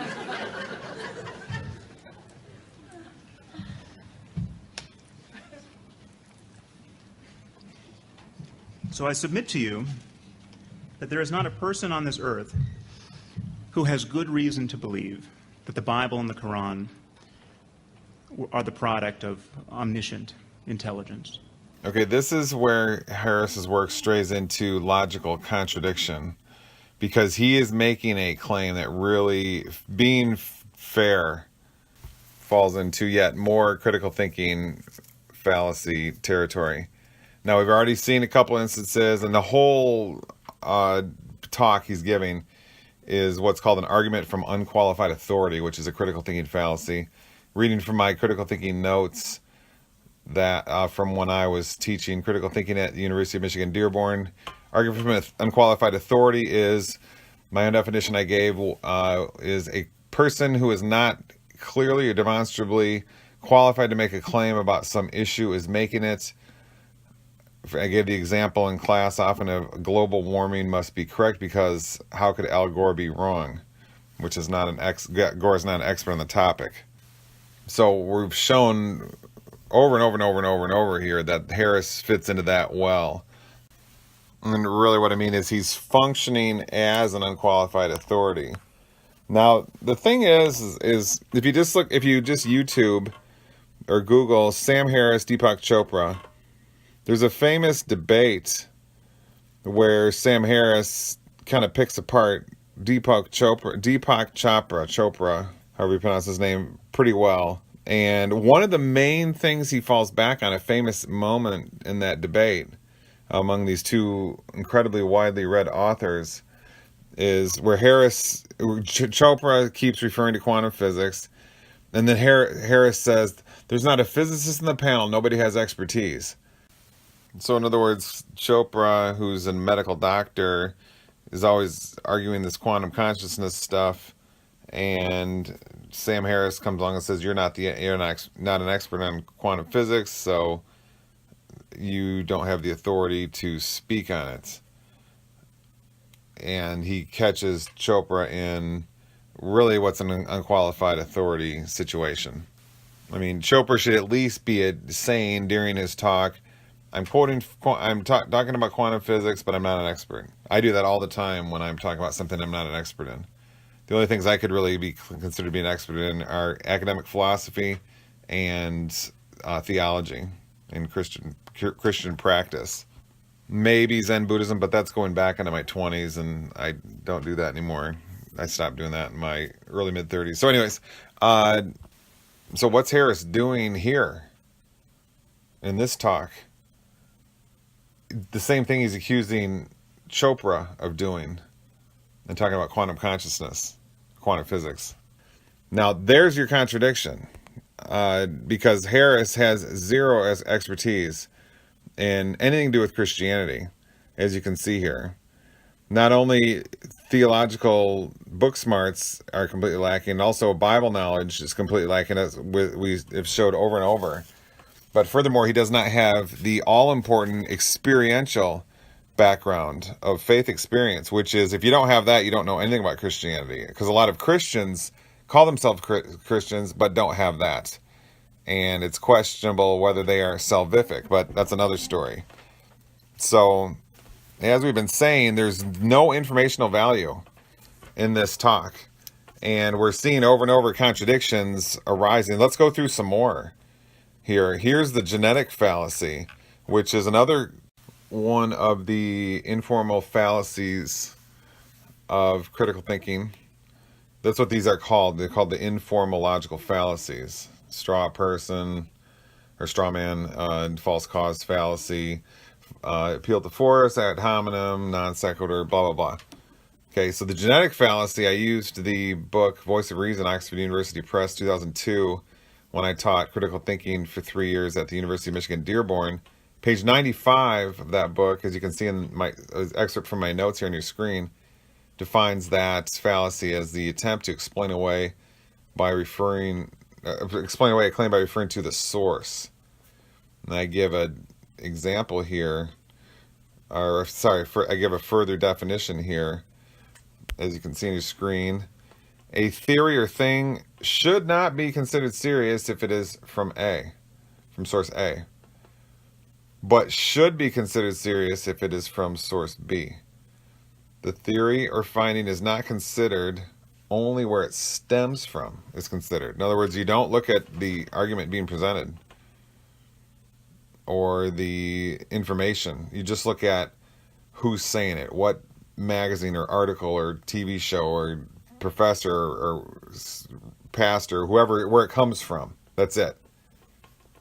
And that is undoubtedly what Harris is doing over and over here.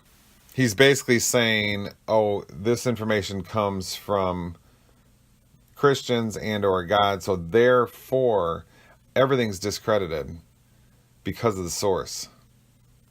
That appears to me to be what Harris is doing. If so, his entire reasoning, his whole edifice of the books and so forth he's written falls into the genetic fallacy. So anyway, I could keep going through all the logical fallacies, informal fallacies from critical thinking that Harris is going through here. By the way, my critical thinking notes are online for sale. They're kind of expensive. I'll try to get them out free at some point. But what I'm planning on doing, just as a real quick aside, is I'm not teaching any right now because all my spare time is for ministry. But I plan on at some point, hopefully this summer, reteaching that class and putting it out online on my Praise and Love YouTube channel. Just as I taught it at U of M Dearborn for 3 years. U of Michigan Dearborn campus. That is. So anyway, enough of that. To get back to the point, the specific fallacy Harris is doing here is called the sweeping generalization. Let me play it again, and then we'll go over exactly what it is.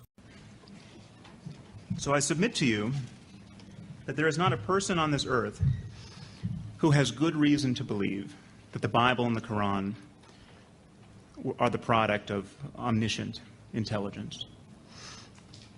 And yet billions of people claim to know that they're the Word of God. In fact, 78% of the American population claims to know that the Bible is the Word of God. 70% of college graduates believe that the Bible is the Word of God. Okay, he says the Bible and the Quran. I'm just talking about the Bible only. He says there's no good reason, nobody on earth has any good reason to believe the Bible's true. That's the sweeping generalization fallacy, as I'll explain right now. Now, what he's going to want to say is there's no evidence, there's no reason. In other words, there's no science or intellectualism that shows any reason to believe in God. That's what I've already addressed in my other article, We Walk by Faith, Not by Sight.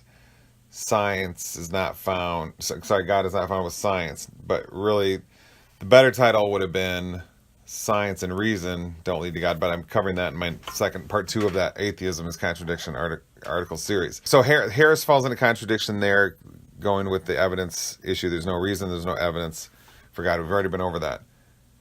But furthermore, he's falling into what's called the sweeping generalization fallacy. Here's my notes from when I was at University of Michigan Dearborn again, as follows. The fallacy, consists of using some statement in an all-inclusive way without allowing for exceptions. That is, if we make some blanket generalization about all members of a category, it is usually too broad to be true. That's Voice of Reason, page 114, Oxford University Press. Okay, the sweeping generalization fallacy that Harris is doing here will go as follows. There's at least one person that doesn't have reason to believe in God. Therefore, every person in reality has no reason to believe in God. That's the structure of the sweeping generalization fallacy. It's when somebody generalizes over a whole group based on information about part of a group. If you've heard someone say, for example, men are not faithful in marriage. Okay, now that's how people may talk, but of course it's a sweeping generalization. There are some men that aren't faithful in marriage. Doesn't mean that all.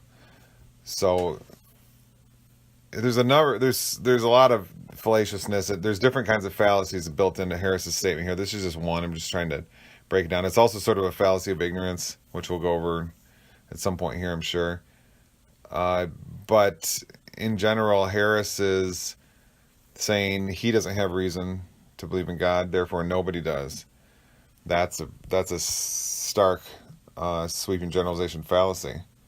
In different words, what we can say is he can't imagine, sort of putting it more loosely, he can't imagine, he has no evidence for God, no reason for God, because the only evidence for God is faith, as we've already discussed. He doesn't have that, so he can't imagine that anybody does, so he's making, therefore, a sweeping claim that nobody does.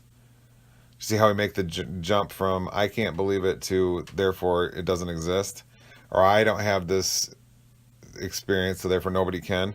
See how the one statement doesn't follow to the other. That's you can sense and sort of feel the critical thinking fallacy happening there. So again, yet we see, breaking down step to step to step of Harris's account here, Harris's talk, that every single aspect of this talk falls into some sort of contradiction or data error or something, as we've said. And here's just the latest instance. Again, Harris is trying to pass this off as an evidence problem for Christians, which we've already discussed all that, but in fact what it is a pack of critical thinking fallacies as specifically shown here. So let's leave aside questions of religion's truth for a moment. The second way of arguing in defense of God is to argue that religion is useful, and so useful that it may, in fact, be necessary.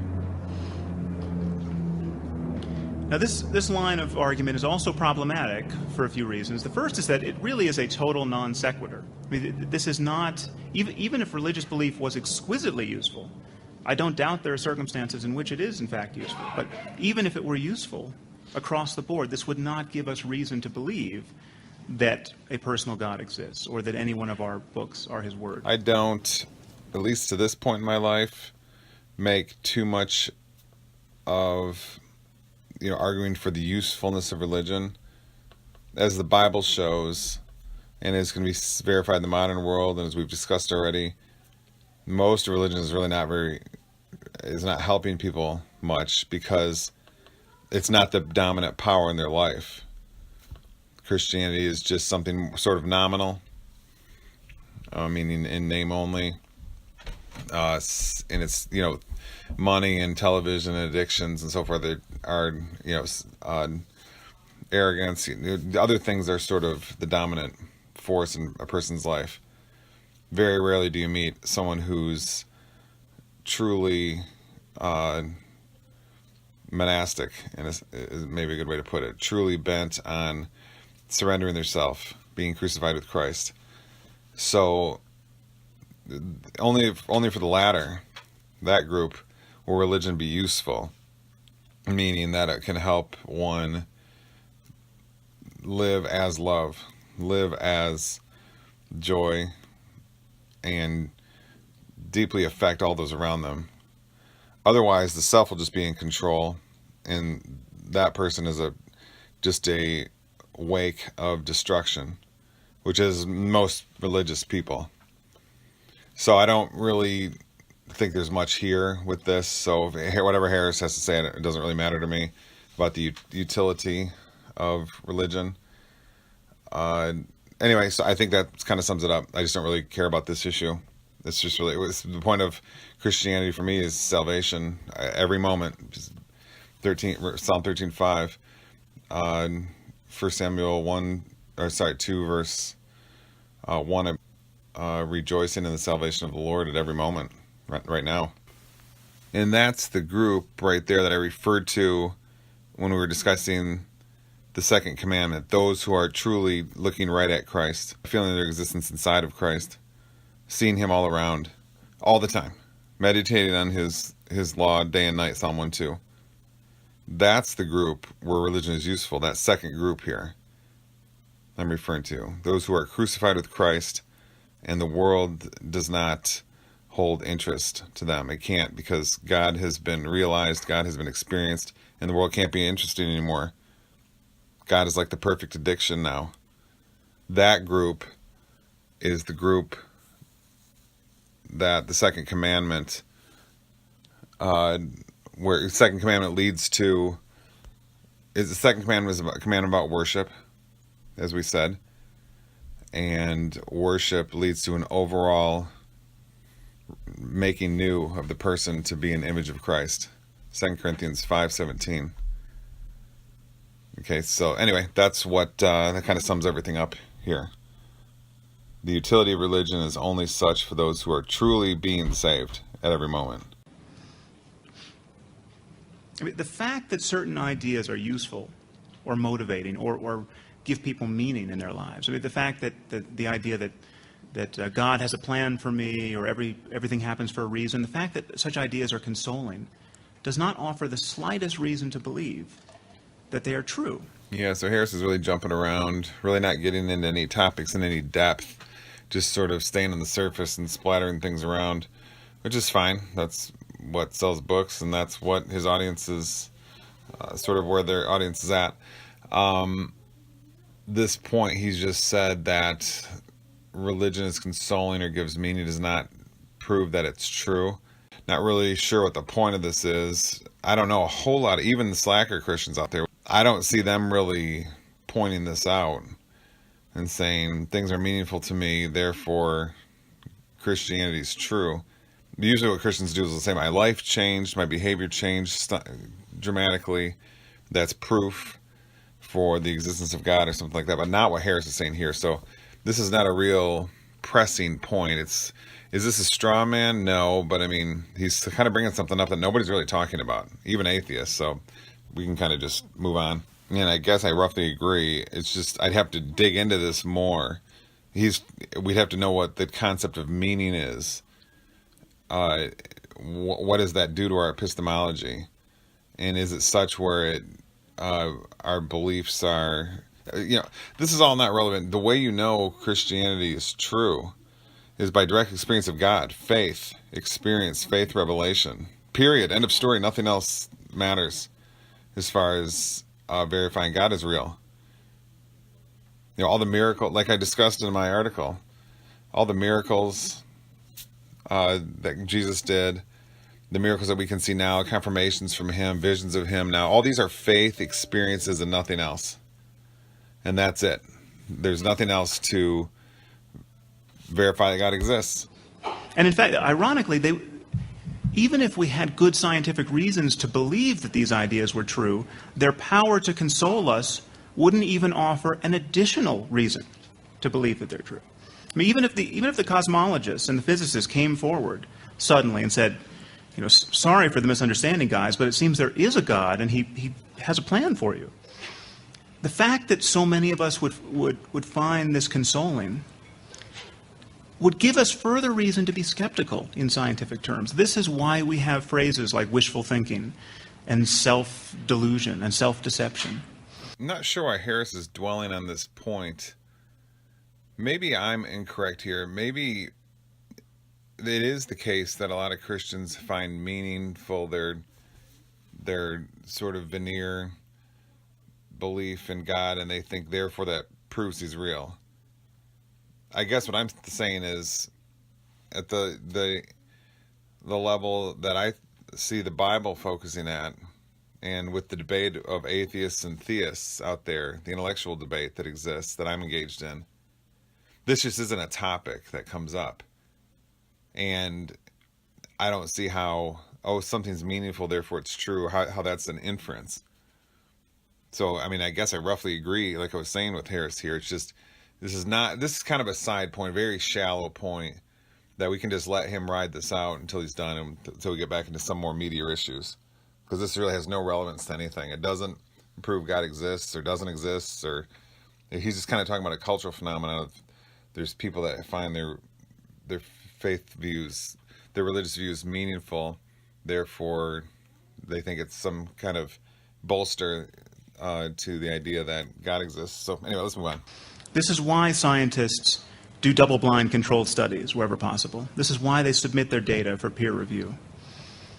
If we have conquered any ground in our career of rationality, it is on this point. There is a profound difference between having...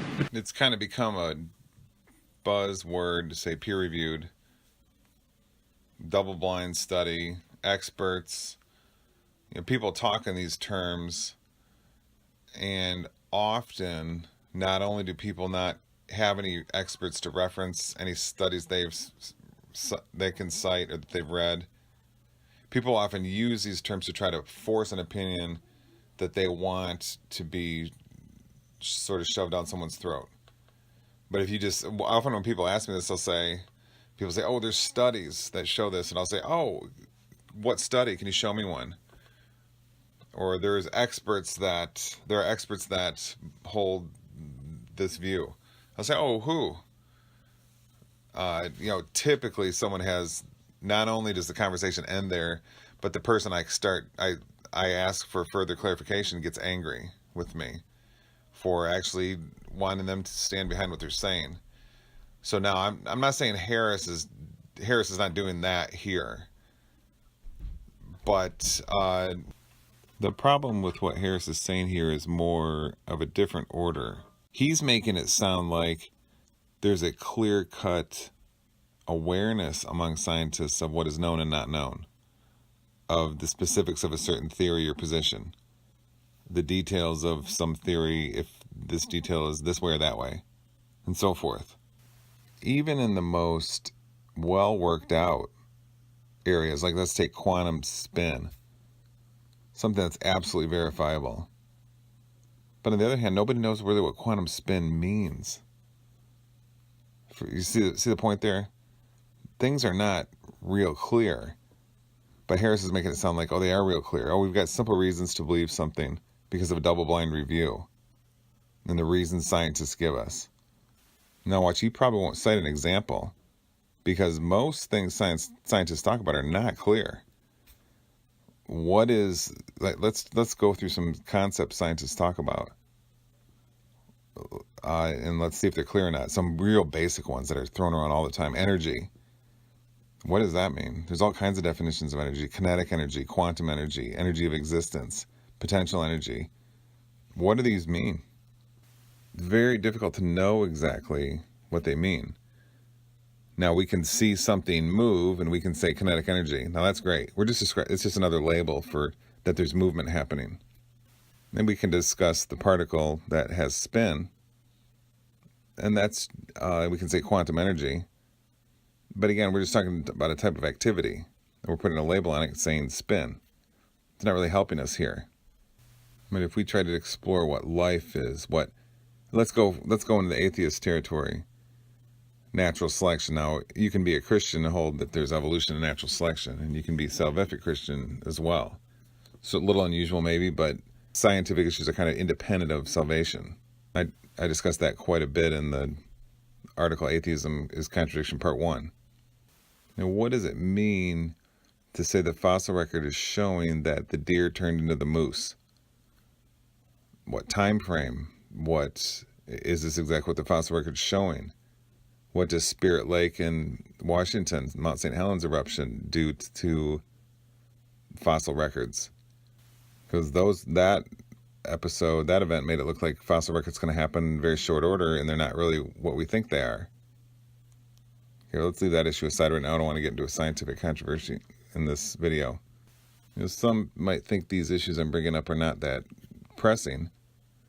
Oh yeah, the speed that the deer changes into a moose is of absolute critical importance right now in evolutionary studies.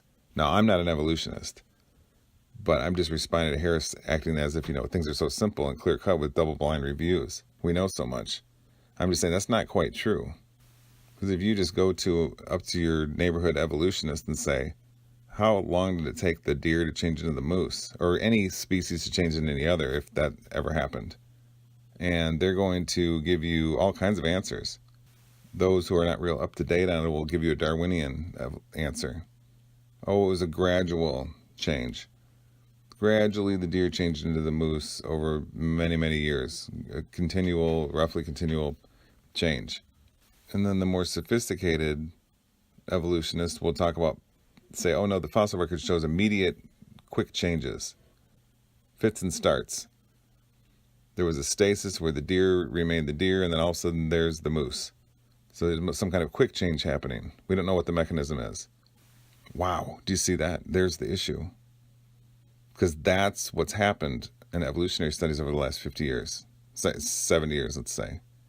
I think the second view is called punctuated equilibrium, the quick change. Well, that sort of discounts that natural selection is doing the changing. Now, I don't know. I mean, I'm not saying it's not. I'm not an expert in this area. I'm just saying this is what's happened in evolutionary studies. The whole Darwinian thesis has been replaced, the gradual change has been replaced by punctuated change, quick change, but that undermines the whole original program of evolution, which there's gradual Darwinian change. The whole thing that got this going is a gradual change. Now all that's left is that the gradual change is very much questioned. So then the mechanism that went along with gradual change doesn't apply anymore. So what grounds do we even have for evolutionary studies anymore? All that one has is to look at fossil records in strata layers, and it looks like there's a progression of simple to complex creatures through what is believed to be a long period of time, because the rocks are believed to be very, very old. But that's about it. What more is it? That's a very flimsy belief. There's not even really a solid mechanism anymore. And to go to another direction here, Spirit Lake, after Mount St. Helens, a mini Grand Canyon formed there in about a week over the activity of the volcanic eruption. And the way that event happened was the miniature Grand Canyon appears to have like what are stratification layers and so forth. Now there's possibly a mechanism for why there's stratification layers. Without long periods of time, there's no evolution. The heavier things stayed on the top and the smaller unicellular creatures and so forth went to the bottom. So I'm not taking a stand on any of these scientific issues. That's just not what I do anymore. So don't think I'm arguing for young Earth or old Earth or anti-evolution. I've got my views, but I'm not bringing them up in this video. They're just not relevant right now. We're just interested in deconstructing Harris's views. Deconstructing means that we're showing that if we analyze his positions, that they all lose meaning and disintegrate into chaos, nothingness. And that's a little more what we have here. He just brought up the double-blind review like it's so simple. Well, I'm just bringing up a couple simple scientific issues, just digging into a little bit, and we're losing meaning, losing coherence. And one should notice that faith is not susceptible to deconstruction. Only that which is textual is susceptible to deconstruction. So the phenomenological experience of faith itself is independent of deconstructionism. It just does not apply. It's like saying, let's try to deconstruct the phenomenology of love. or the phenomenology of anger. Of course, that doesn't make any sense in postmodern philosophy. So anyway, we could go through issue after issue. What's a universe? What's a universe boundary? What is matter? What is space? What is gravitation? What is electricity? What is the color blue of the sky? On and on and on. All these issues have incredible nebulousness to them. Do we know nothing? No, that's not what I'm saying. I'm just saying Harris saying, oh, we have double-blind reviews so we can trust what scientists say. Therefore, this is some kind of problem for Christianity. I'm not saying he said that word for word, but that's where he's going. That's what his implications are. As if science is so clear-cut and religion isn't. Nope. No way. And I would even go so far as I can say that things are so murky in science that they're not a whole lot better than religion. Now, go watch the non sequitur interview when I just debated Tom Jump, and this kind of came up. Because Tom Jump was kind of trying to talk about the veracity of empirical experience, and he was talking about it in terms of quantum being, those empirical experiences being made up of quantum stuff. And talking about murky.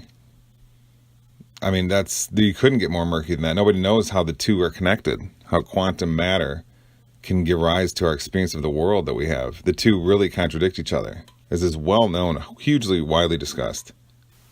Tom Jump was kind of not wanting to go into that issue, and it was almost acting like he didn't have any understanding of this problem. I'm sure he did. I just don't know why he didn't bring it up. But anyway, it was limited time, so I presume that's why. But that's a serious issue, and it's just the most basic scientific issue. There's a quantum reality, and there's my experiences. The two contradict. This is a huge issue, serious issue.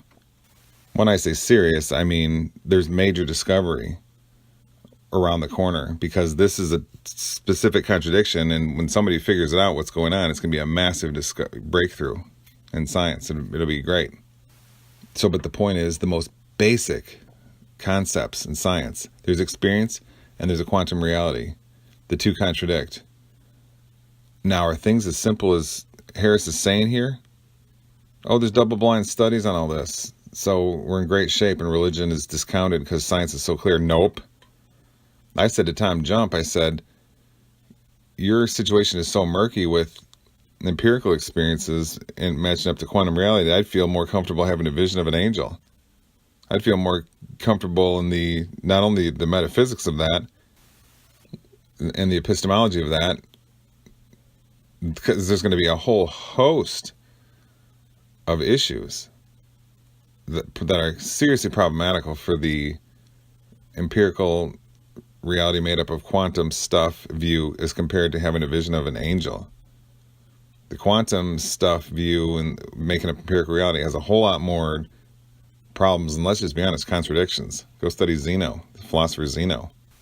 I mean, there's the topic that people don't really want to talk about, but I've not been afraid to talk about, and I like the topic, is that physical reality doesn't make any sense. I'm not going to dwell on this issue right now. This isn't the place to go into this issue. But if Harris is going to make it sound like everything's so clear, I'm not saying that's exactly what he's saying, but man, I think that's what people in his audience are going to believe. Oh, science has really cleared things up. No way. So, I don't think many scientists will tell you that either. They like to get on TV and say, we like to have our questions unanswered. We like to have our research show more questions. That's what I hear scientists saying, and I like that. But again, the issue is that I don't know where Harris is going here. So to sum up where what I'm talking about over here the last 10 minutes is Harris is making it sound like, oh, there's double-blind reviews and things are so clear in science. And really, any issue you dive into in science, take the most basic stuff. What is a universe? What is water? What is air? What is a wind pattern? Anything. Go anywhere. What's a comet? Take the most immediate stuff. What's my consciousness? How do brain and consciousness interact? What do the two have to do with each other? Which is one more real than the other? Do they both exist? Are they the same thing? Nobody knows this stuff. These are massively complex issues. And for Harris to even think about making it look like things are simple out there, he's just deceiving the audience. He's just talking incorrectly again. He's talking that way because either he doesn't know that things are not real clear out there. All you have to do is just go talk to a scientist and start asking questions, and you'll see what I'm saying. Yeah, so either Harris doesn't know this, or else he does, and he doesn't want to disclose it because he has an agenda to push. I'm not suggesting either one. It's just surprising if he really has a PhD in neuroscience. I think at the time of this video, he didn't have it yet, but he was heavily into that field in the PhD program. It'd be very surprising if he didn't understand this, because neuroscience is, how does a synapse firing create a pattern in the brain that leads to consciousness, my having a feeling that I can see inside my mind. You talk about murky. You talk about unsolved issues. You can have all the double-blind experiments or double-blind reviews you want. Nobody out there knows how to answer a simple question. How does the synapse firing couple with other synapse firings to create massive patterns in the brain that lead me to think, therefore I am? This is why scientists do double-blind controlled studies wherever possible. This is why they submit their data for peer review. If we have conquered any ground in our career of rationality, it is on this point. There is a profound difference between having good reasons for believing something and simply wanting to believe it. So this is a problematical issue he's bringing up. He just said we have to have good reasons for believing something versus wanting to believe something. Now, obviously, having good reasons to believe something versus wanting to believe it, that is, he's right. But I'm not. So that's fine. I'm not concerned with that. The problem is the good reasons. What good reasons are there for believing anything? Give us an example. Because as soon as he brings up almost anything, we have a mess, and it just will be disclosed. We'll just ask a few questions, and it'll be disclosed that whatever topic he's talking about, there's all kinds of academics out there. There's different sides studying it. They don't agree. They're battling it over, and so forth and so forth. But I don't think Harris is going to bring up an example here. He's going to basically present the idea that there are good reasons to believe things. So that's all set. And therefore that's different than wanting to believe something. So he's got a good point there, built on a bad premise. The bad premise is that it's a slam dunk. There are all kinds of good reasons for believing things out there. A minute ago, we just went into natural selection, just asked a couple questions, and all of a sudden the whole thing is, we're wondering what exactly it is.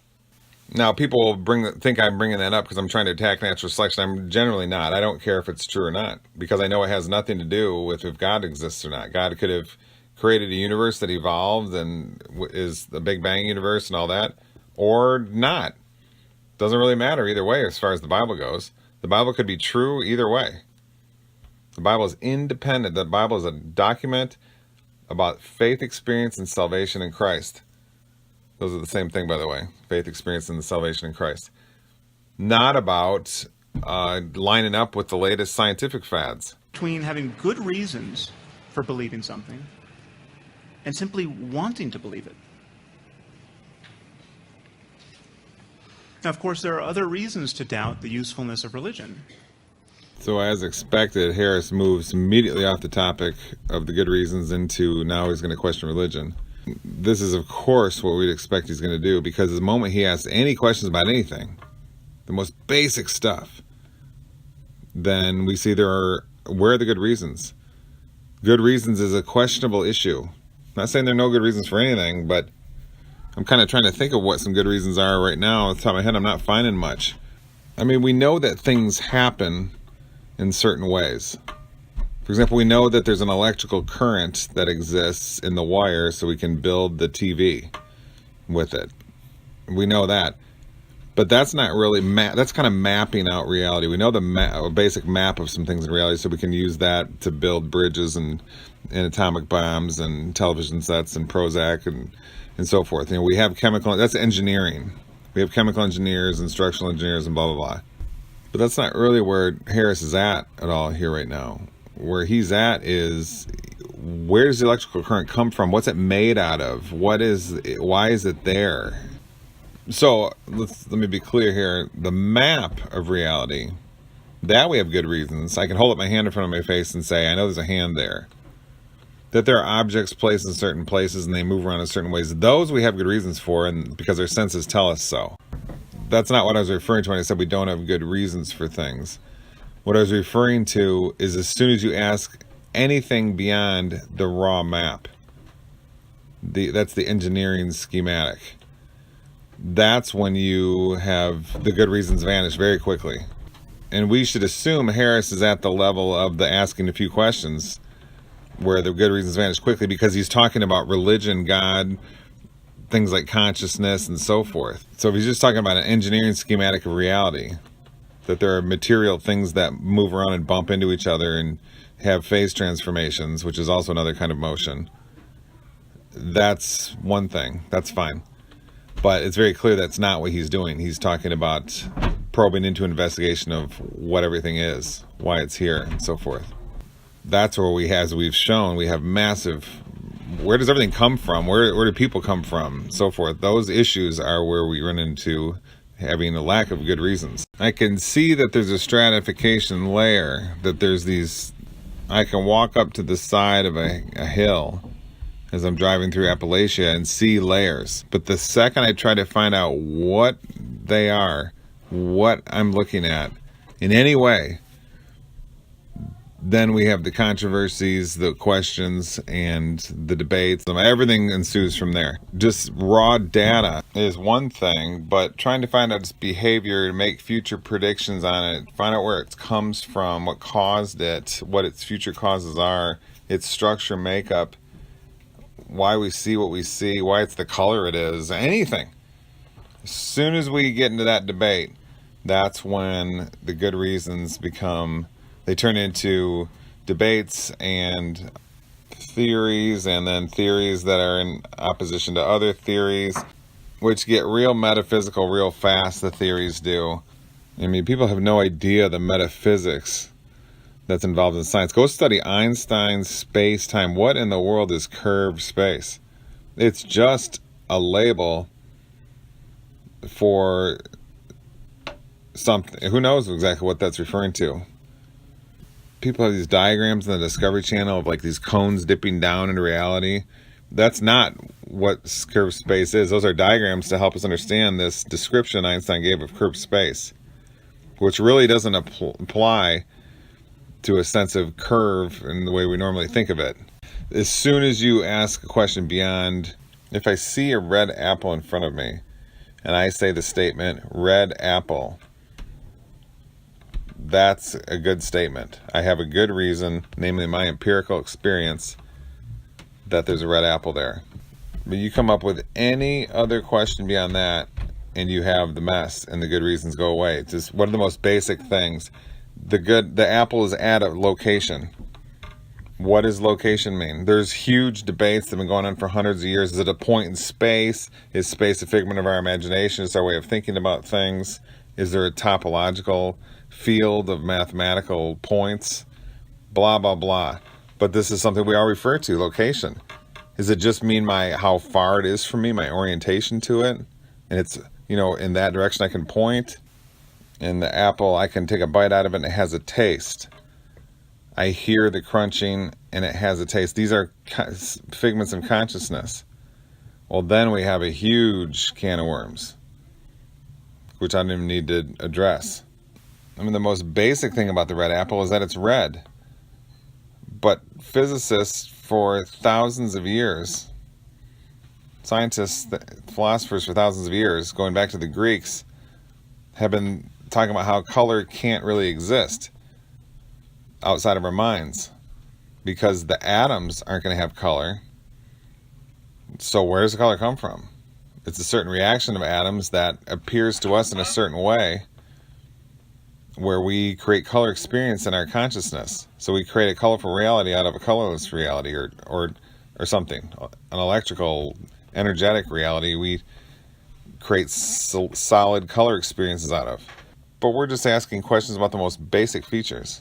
So Harris is, to get back to the point, Harris is talking about things as if reality is simple and science has figured so much out and religion's the problem, but he is incorrect on that overall thesis as I've been explaining for the last 20 minutes. And many of these are enunciated on a daily basis by bomb blasts. I mean, how useful is it that millions of Muslims believe in the metaphysics of martyrdom? How useful is it that the Sunni and the Shia in Iraq have such heartfelt religious differences? How useful is it that so many Jewish settlers think that the creator of the universe promised them a patch of desert on the Mediterranean? How useful has Christianity's anxiety about sex been these last 70 generations? With that comment, we're getting to the point where Harris is just blatantly making things up, inventing things out of thin air. I know it's a popular belief in culture that Christianity is some kind of, it has a problem with sexuality. And keep in mind, God created sexuality. Okay, so that's kind of, I guess, a contradiction nobody's seen. For anybody who does think there's a hang-up about sexuality in the Bible. But what Harris is specifically doing, if we just go way back to the beginning 2.5 hours ago, when I started talking, pointing out how there are the mob of Christians on the one hand, and then there's the Bible on the other. There's the mob of Christians on the other hand, then there's a subset of them which actually are salvific. The mob of Christians, including the unsalvific, compared to those which are actually salvific, which is a small number, see Matthew 7:13-14, and also the Bible, are very different groups. The non-saved Christian, the non-salvific Christians.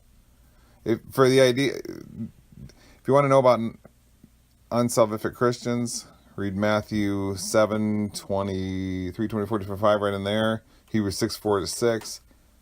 A lot of people think that it's a human choice to become a Christian or not. You just say a prayer and say, Jesus, come into my heart, and then it's over. You're saved forever. That's not true. That's not in the Bible. That's just that's just an incorrect idea. John 1:12, is it 1:12 or 13, right in there, 14, says salvation is not based on human decision. It's based on the will of God. So anyways, now to get to the point, God created sex, and sex between husband and wife is absolutely flaunted through the whole Bible, as if they should have as much as possible, as often as possible, and as intimate and vulnerably as possible. And it's a tool used to strengthen marriage. Okay, and if people are bored in their marriage relationship, it's because they're not Christians. Christians, when someone is a salvific Christian, they lose the capacity to lust after people that are not their spouse. Their sexual craving for their marriage partner greatly increases. Okay, and does not really die out much, unless the person you're dealing with very overweight people where they don't look the way God created them or something like that. There's things that can contaminate this, but in general, that's the equation we should be looking for. That's the equation that's expected, the scenario that's expected. Go read Song of Solomon. Very blatantly, things such as oral sex and so forth are described. Now, there's the confusion about they refer to each other as brother and sister in there, and some people have said that's incest. Christians have been accused of incest for thousands of years because we call each other brother and sister. Okay, that was a big thing in the early church. People were going around saying that the early Christians are incest. The early church was full of incest because they call each other brother and sister. It's the same thing going on in Song of Solomon. Anyways, but moving aside from that, go read Ephesians 5:21-33 in there. There's 1 Corinthians 11:11. It says that the man owns the body of his wife, and the wife owns the body of the man. Now, that's how it's supposed to work. In the feminist culture that we're in now, if you're a feminist, it's fine. I don't have some big lecture. Do whatever you think is best. But that doesn't lead to hot sex. Okay? What leads to hot sex is when you give yourself to the other. And that's the way it was designed.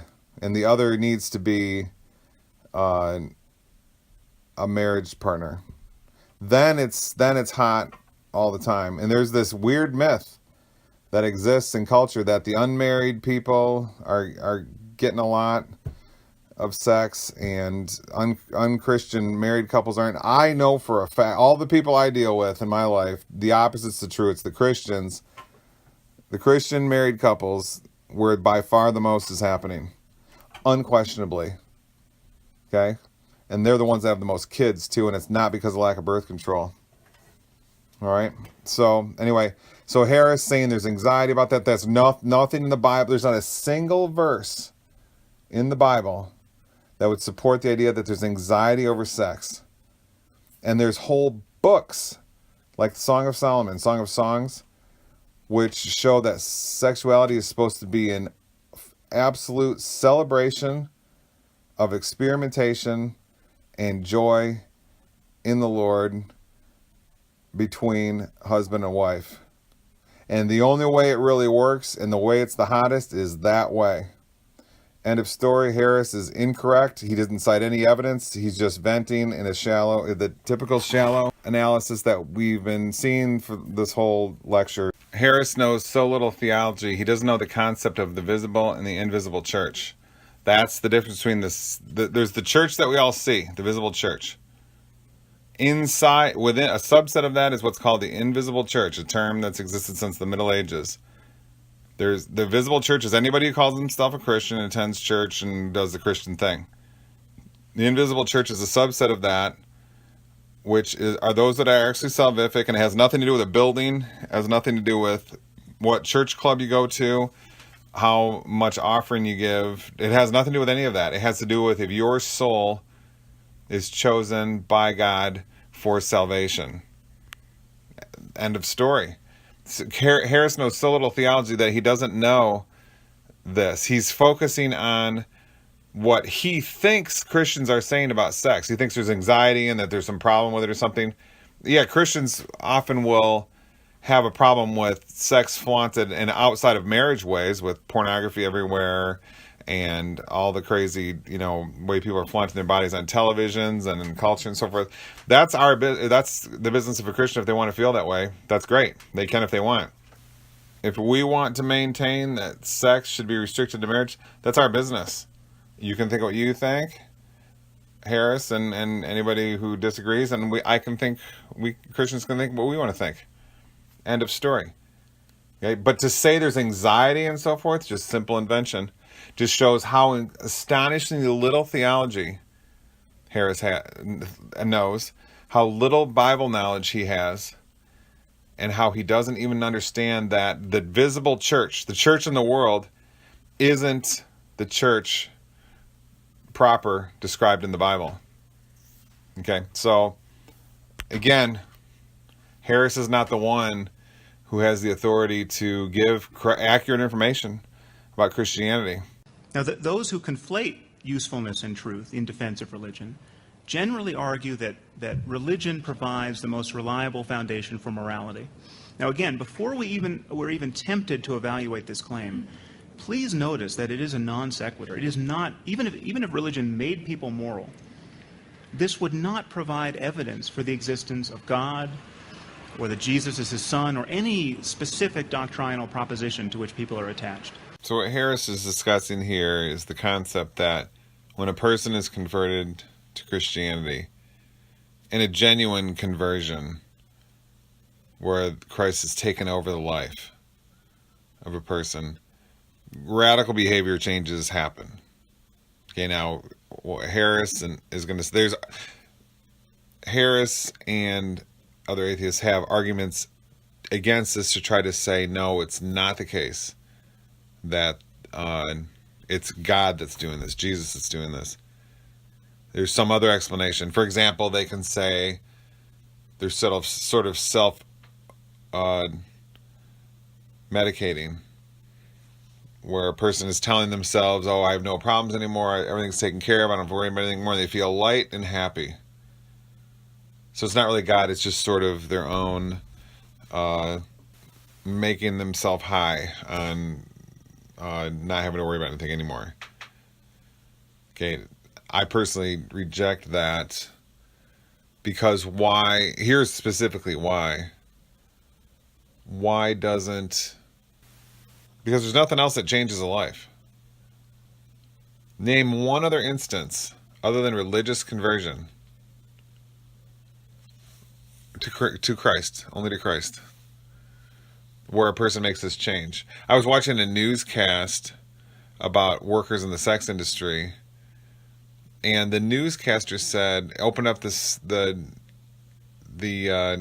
newscast saying, another superstar in the pornography industry has become a Christian and is giving up the profession, is going to stop doing it. And then the newscaster said, in this newscast, it was some news station out in California, and then the two anchors started talking to each other, saying, why is it that so many porn stars are become Christians? This seems to happen so often, that workers in the sex industry in pornography do this. And they even said something to the effect of, why doesn't anything else do it? Get them to stop and change. And I thought this was so amazing. And they actually did it in a way where they thought everybody was just self-deluding themselves. Oh, here's another porn star self-deluding themselves that there's a God and it's Jesus and everything's okay now, and they changed their life. And they were sort of mocking it like it's not real. Not mocking it openly, just not, sort of unexpectedly coming up with the conclusion that it was not really real or genuine. Not, like it wasn't really God. Okay, well, putting that aside, their commentary on it, though, the point is that's the only thing. Does Buddhism do it? No. Does atheism do it? No. Does some kind of pill or drug do it? No. Does going to college get rid of the vices and the evil in a person? No. Only Christ.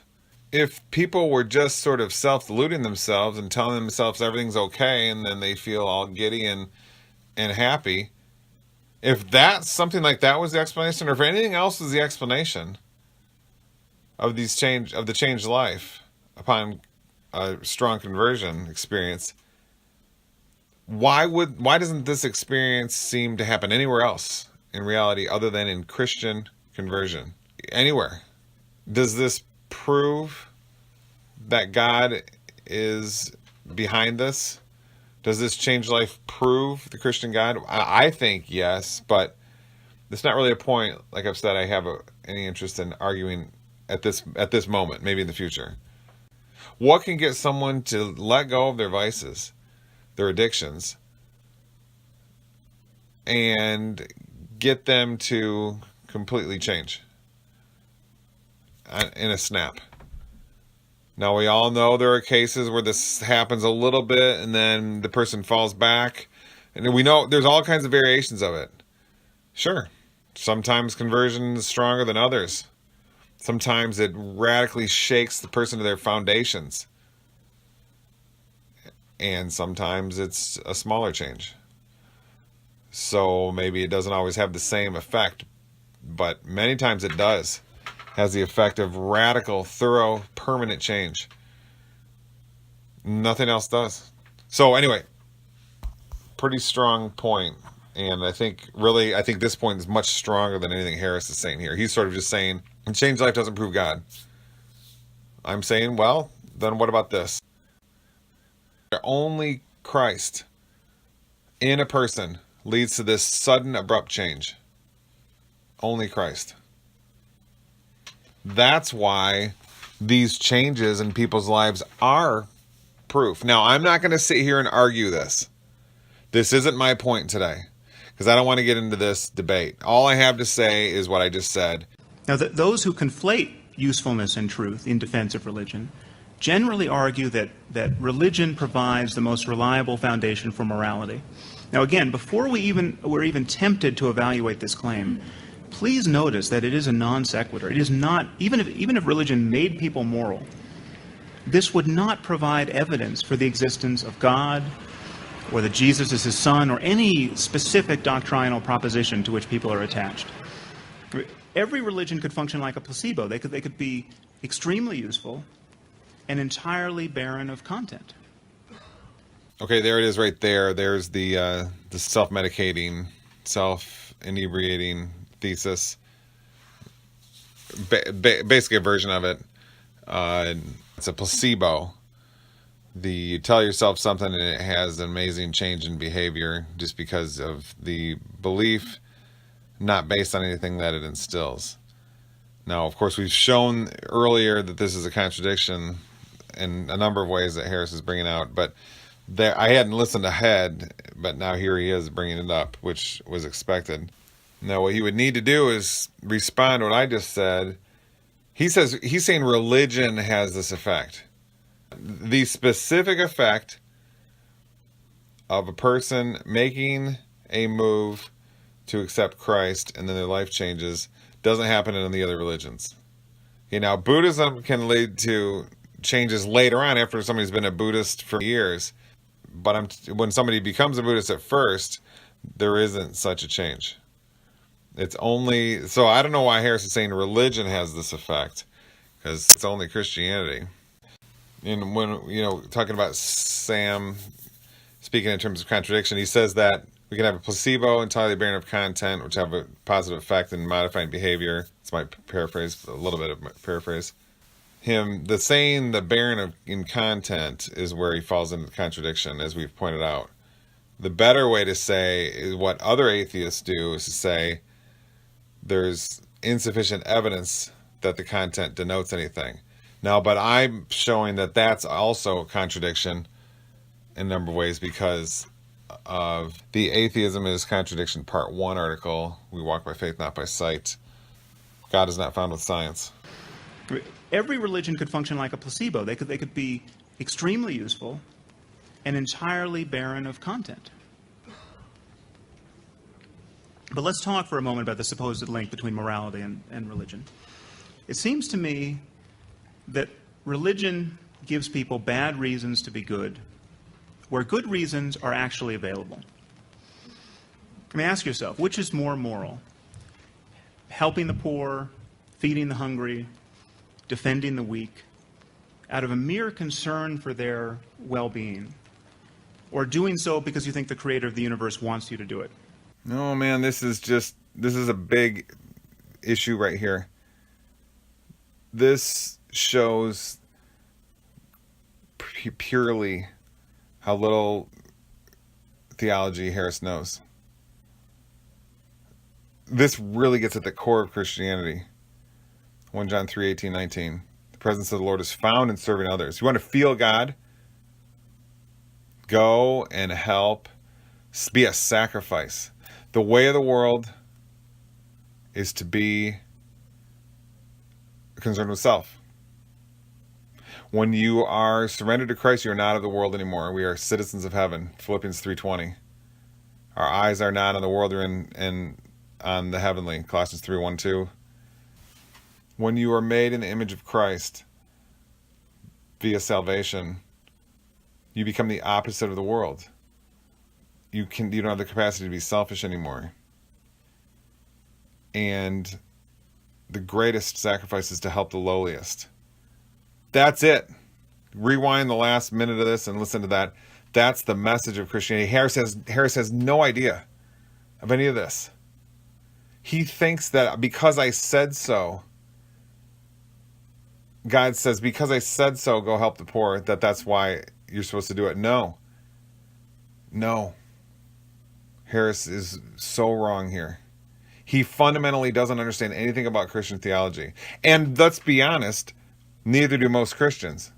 He's probably getting this because he sees other Christians saying, oh, I should go help the poor. I don't really feel compelled to, but I just should since the Bible says.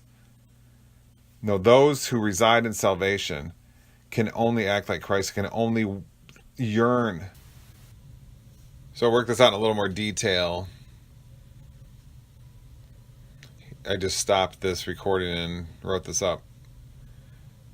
Consider this argument. Look at the navy blue on the top. The works of the world culture are evil. That's John 7:7, among other verses.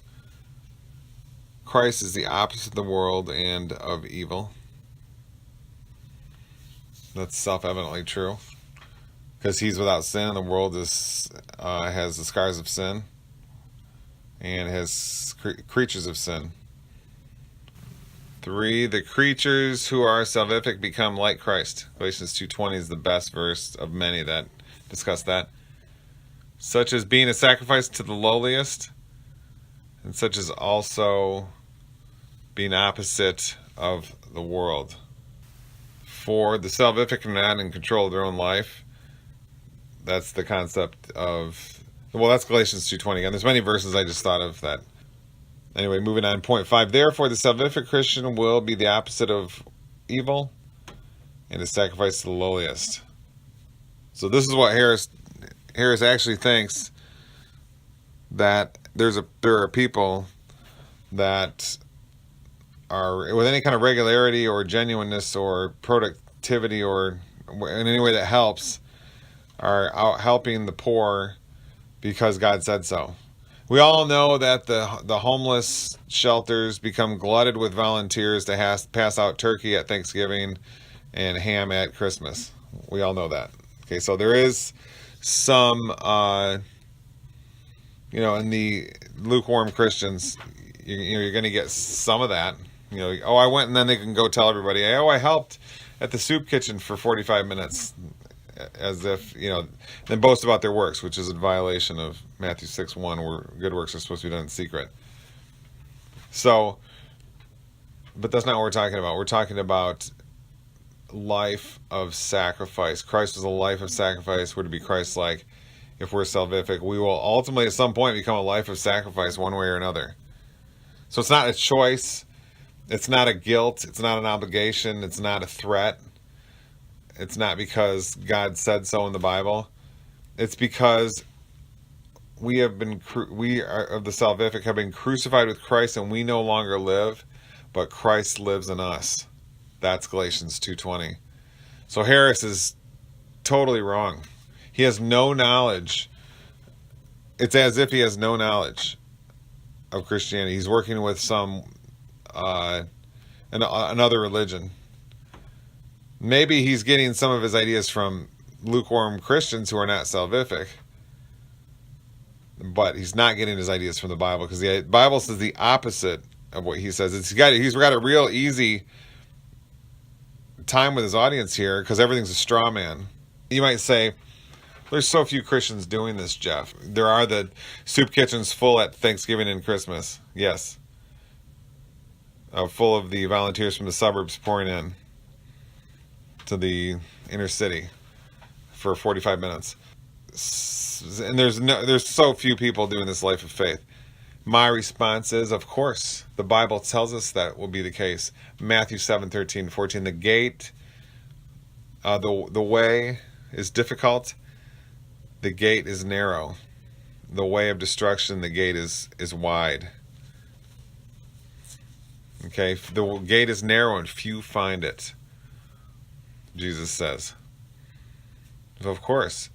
But we all know of cases where somebody is a missionary, a person who's working with the homeless or something. We all know a couple examples here and there of someone who's bent on Christ, a life of being in Christ and serving the poor. And those people are usually referred to as being idiots, or they're admired. Most, probably at like a 10-to-1 ratio there. 10 thinking they're idiots, 1 saying, hey, what is this love they have? I want that. And throw away my money-grubbing life of addiction for that joy. So here's the smaller version of the argument, what I just gave. Very abbreviated, is down there at the bottom of the page you see. So I guess to sum up here before we move on, there's no better point given yet in this video that shows that Harris literally is talking the opposite of what Christianity is. That's why he sounds so successful, so convincing. That's why Christianity looks so literally bizarre. And how can anybody follow such absolute nonsense?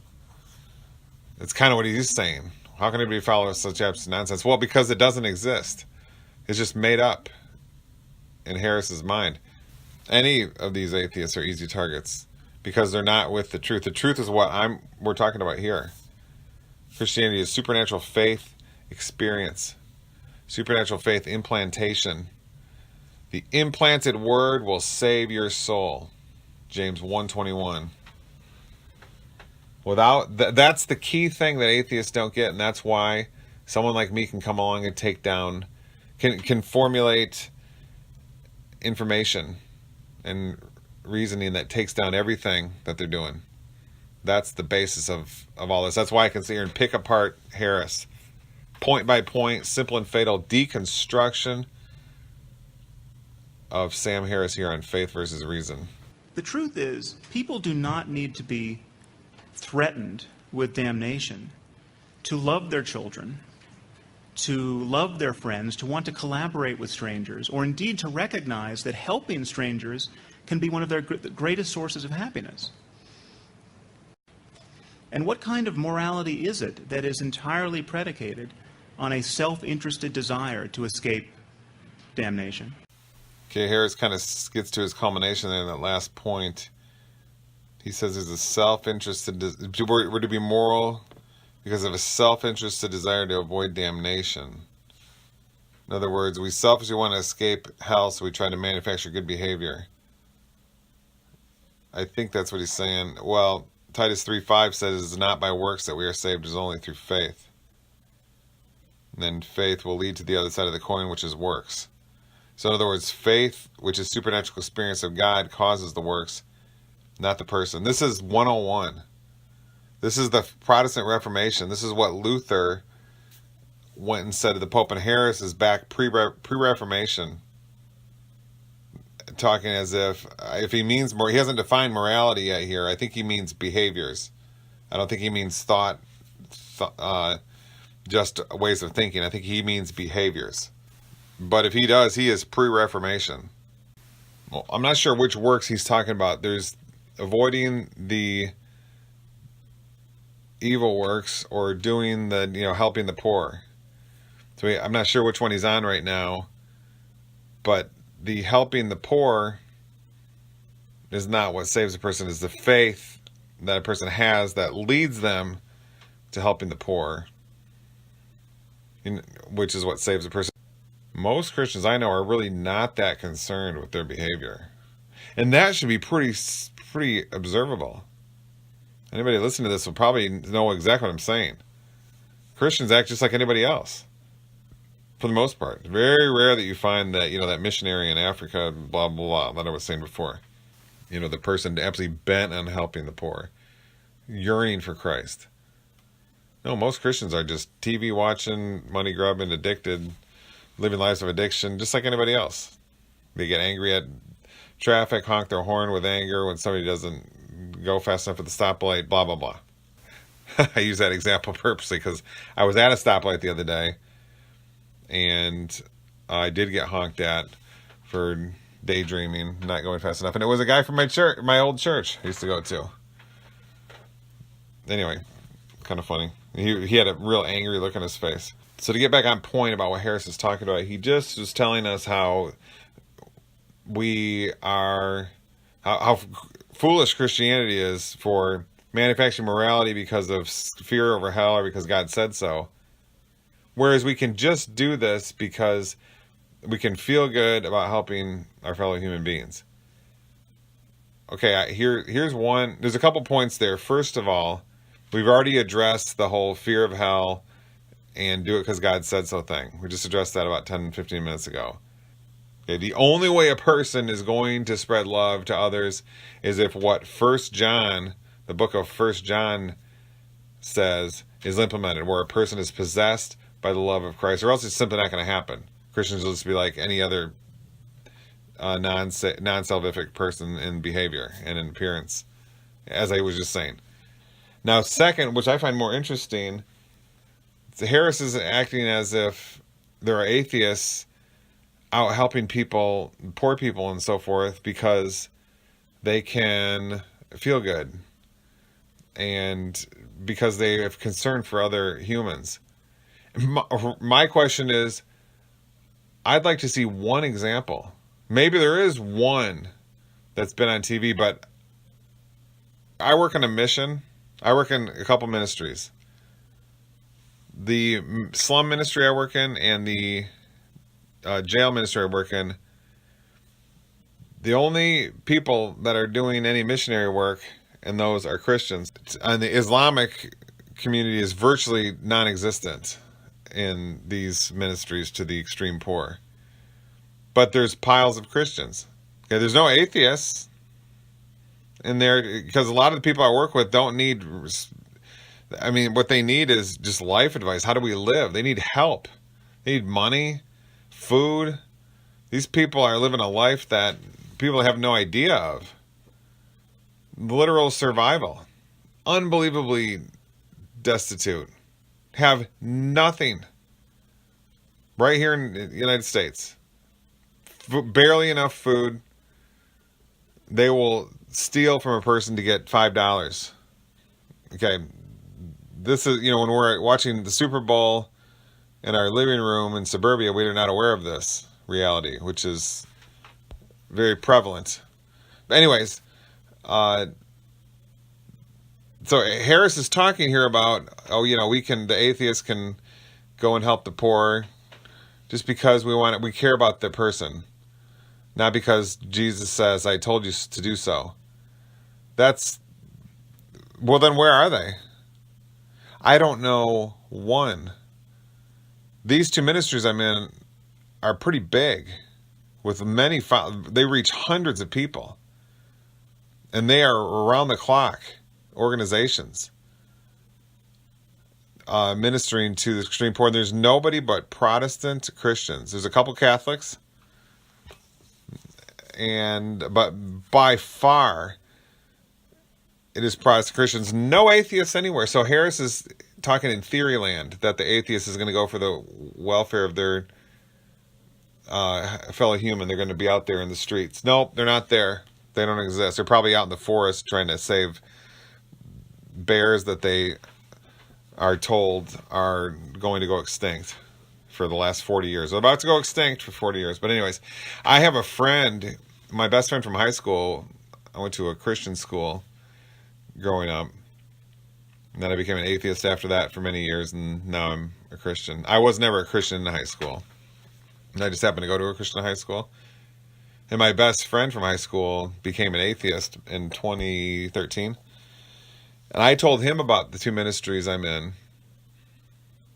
Ministry to the extreme poor. And he cringed. He said, how can you... my friend is into Sam Harris, Dawkins, and I don't really challenge him. Not yet, at least, because I don't think he'll want to talk to me. That's not why. I just like to be with him, to be honest. If he's to be brought back to Christ, God will do it. It's not my responsibility. I can just be a friend to him. Anyways, I told him about my ministries, and he absolutely cringed. How can you do that? He said. I couldn't be able to stand it. And I said to myself, that's interesting. Because even slacker Christians I know, lukewarm Christians, don't feel that way. They find ministry to the ultra poor is inspiring. I'm talking about weak, slacker Christians who barely know the Bible, hypocrites, the whole deal. But they're going to church and they believe in Christ and so forth. They don't even have that attitude that my best friend from high school, who's now a Richard Dawkins style atheist, has. So Harris's point here, that he's kind of working off that, the Christians just in there because they imagine God's telling them to help the poor, as if that's really driving these thriving ministries, missionaries all over the world. helping with food. Who's in the streets helping the poor? It is the Christians in the churches. Okay, now is there enough representation of Christians? No, of course not. But if I go around my city where I live, Kalamazoo, there's Loaves and Fishes, Gospel Mission, etc. These are all Christian organizations. I don't know of one non-Protestant Christian organization. Not one non-Christian one. And they feed huge numbers of people every day. People get out of jail and they have nowhere to go. Literally nowhere. No family, no nothing. This happens every day. But they have the Kalamazoo Gospel Mission, which will take them in, give them food, warmth in -7 degrees in Kalamazoo, Michigan, in the middle of January. And then the Deacons Conference around the corner, Protestant Christian organization, will give them clothing. So will on and on and on. These aren't atheist organizations. Sam Harris is talking in theory land. He claims he's the great scientist. He's talking in pure theory that the atheists will be out there helping the poor because the atheist is just concerned about their fellow human. No, the atheist is as an animal of fear and desire, filled with a mind that is clouded. And that's why Sam Harris talks nonsense here. Where's the atheist organization in the street helping the poor? Maybe there is one. To my understanding, the atheist organizations that are out trying to benefit the world are out trying to help animals and stuff like Greenpeace and everything. Am I saying that's bad? No. I don't really have an opinion either way. I just think that that philosophy of trying to preserve the non-eternal world is a waste of time. This world is fading away, but those who do the will of God will live forever. 1 John 2:17. That's the eternality of that verse. Will spread more love in one moment of feeling of the power of that verse than all the Greenpeace workers combined can muster over trying to save some whales. The whales were created by God. The truth is, people do not need to be threatened with damnation to love their children, to love their friends, to want to collaborate with strangers, or indeed to recognize that helping strangers can be one of their greatest sources of happiness.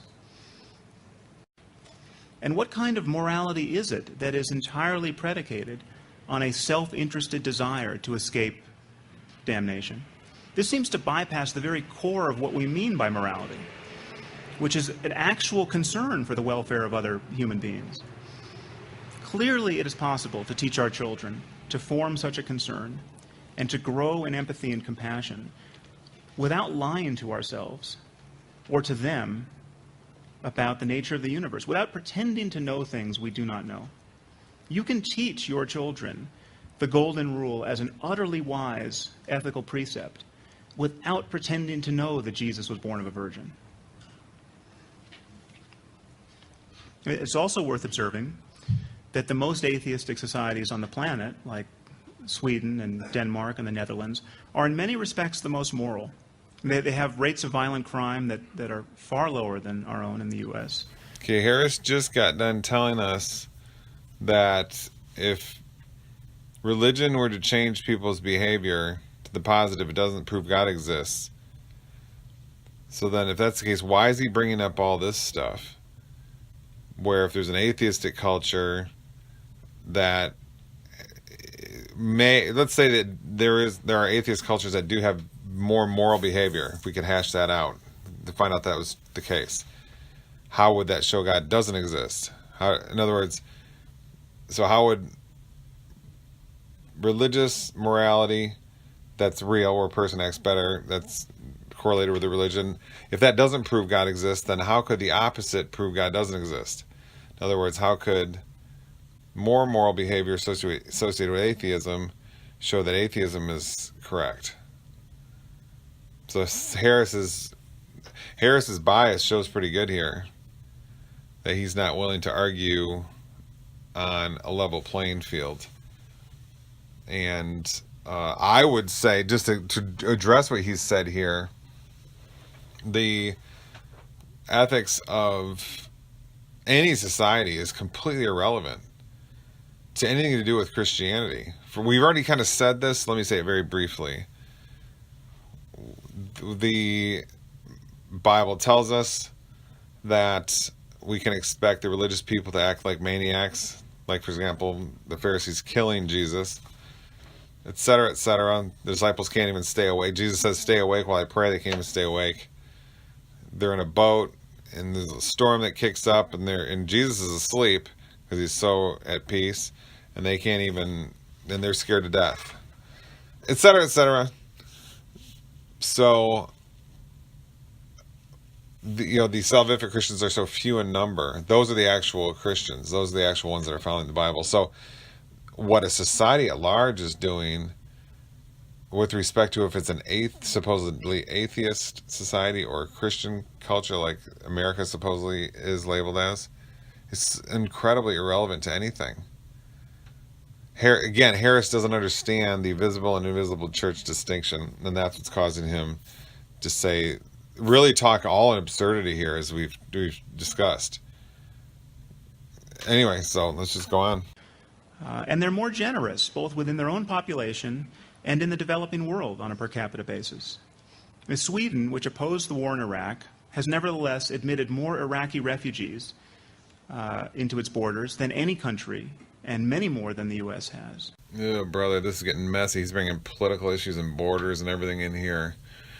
He's talking about the countries being generous. He doesn't give data and stats and define what he means by generous and so forth. So this could all just be made up. It's just incredibly vague. But let's just say he's right, okay, just for the sake of arguing this. Okay, so what Harris is doing here is he's comparing the United States, which is he's sort of carrying this assumption, which he hasn't spelled out or defined or even really stated, that the United States is a Christian nation, so it'll consequently have certain characteristics. And he contrasts it with other countries. Now, he names Sweden, so let's use that one. That one has a higher number of atheists and non-religious people, so therefore it'll have certain other characteristics which show that it's a far better country, so therefore we'll make the conclusion that the religious prevalence and the anthropology of the religious situation in these countries is making the U.S. much worse, much less generous, and so forth than the United States. The United States is much less so than, say, Sweden. So let's check this and see if Harris is right. So what I did is just stop this production of this broadcast and did some very quick research, and I just know that Harris is going to be found wrong here because, well, how do I know that? Because he's stating a very large issue as if it's a simple, clear-cut thing, and he's not going over any of the details, no data, no nothing. Just, these other atheist countries are so much more generous than the United States is. I mean, I know that's going to be found wrong because it's too vague. It depends how you look at things and so forth. But the bigger reason I know I knew even before doing this research that Harris would be found wrong is because he's ignoring the Christian missionary element that I just was talking about. Okay, sure, you're going to have, America's got all kinds of crime and it's got a government that has all kinds of wars. There's gun violence and blah, blah, blah. Get it. There's addiction everywhere. People are they're addicted to TV and sports. Harris doesn't want to talk about how there might be many causes behind this. Or a different cause than religion. Are we overworked as Americans? Do we all have some latent or secret addictions that are sort of not discussed, like television? Are there problems with the mass media reporting information incorrectly, which is leading to nationwide perspective and errors on what reality is like, which is causing lots of trouble? Is there a combination of these things going on? To say it's just religion, if that was even true, Harris would need to back this up. He just goes with it as an assumption because his audience is on his page and they're not looking for data, they're not looking for reasons, they're not looking for evidence, they're not looking for critical thinking. They're okay with the contradiction. They're okay with the informal fallacies. And Harris here is committing multiple versions of what's called the false cause fallacy, which has a number of different types. He's saying the cause of certain things going on in America are religion. He's not saying it, he's just assumed, and he's just discussing it as if it's a fact. Doesn't even need to spell it out. But that's what he's doing here. And that's a false cause fallacy. Now, when I taught critical thinking at University of Michigan Dearborn, I kind of divided the false cause fallacies up into several. Now, other people are doing this a little bit too, but I kind of did a little bit more just to help the students understand. So anyway, I'll go into critical thinking in future lectures, but here's one of the versions of the false cause fallacy Harris has going on here. Ignoring the common cause or mistaking many possible causes as being just one. That's the title I gave it. Okay, false cause number 3, FC number 3. Okay, here's a page for my notes, my critical thinking notes. Here's the way I define it. A fallacy maker believes falsely that one or not enough events brought on a cause, but really where more than that brought on the cause.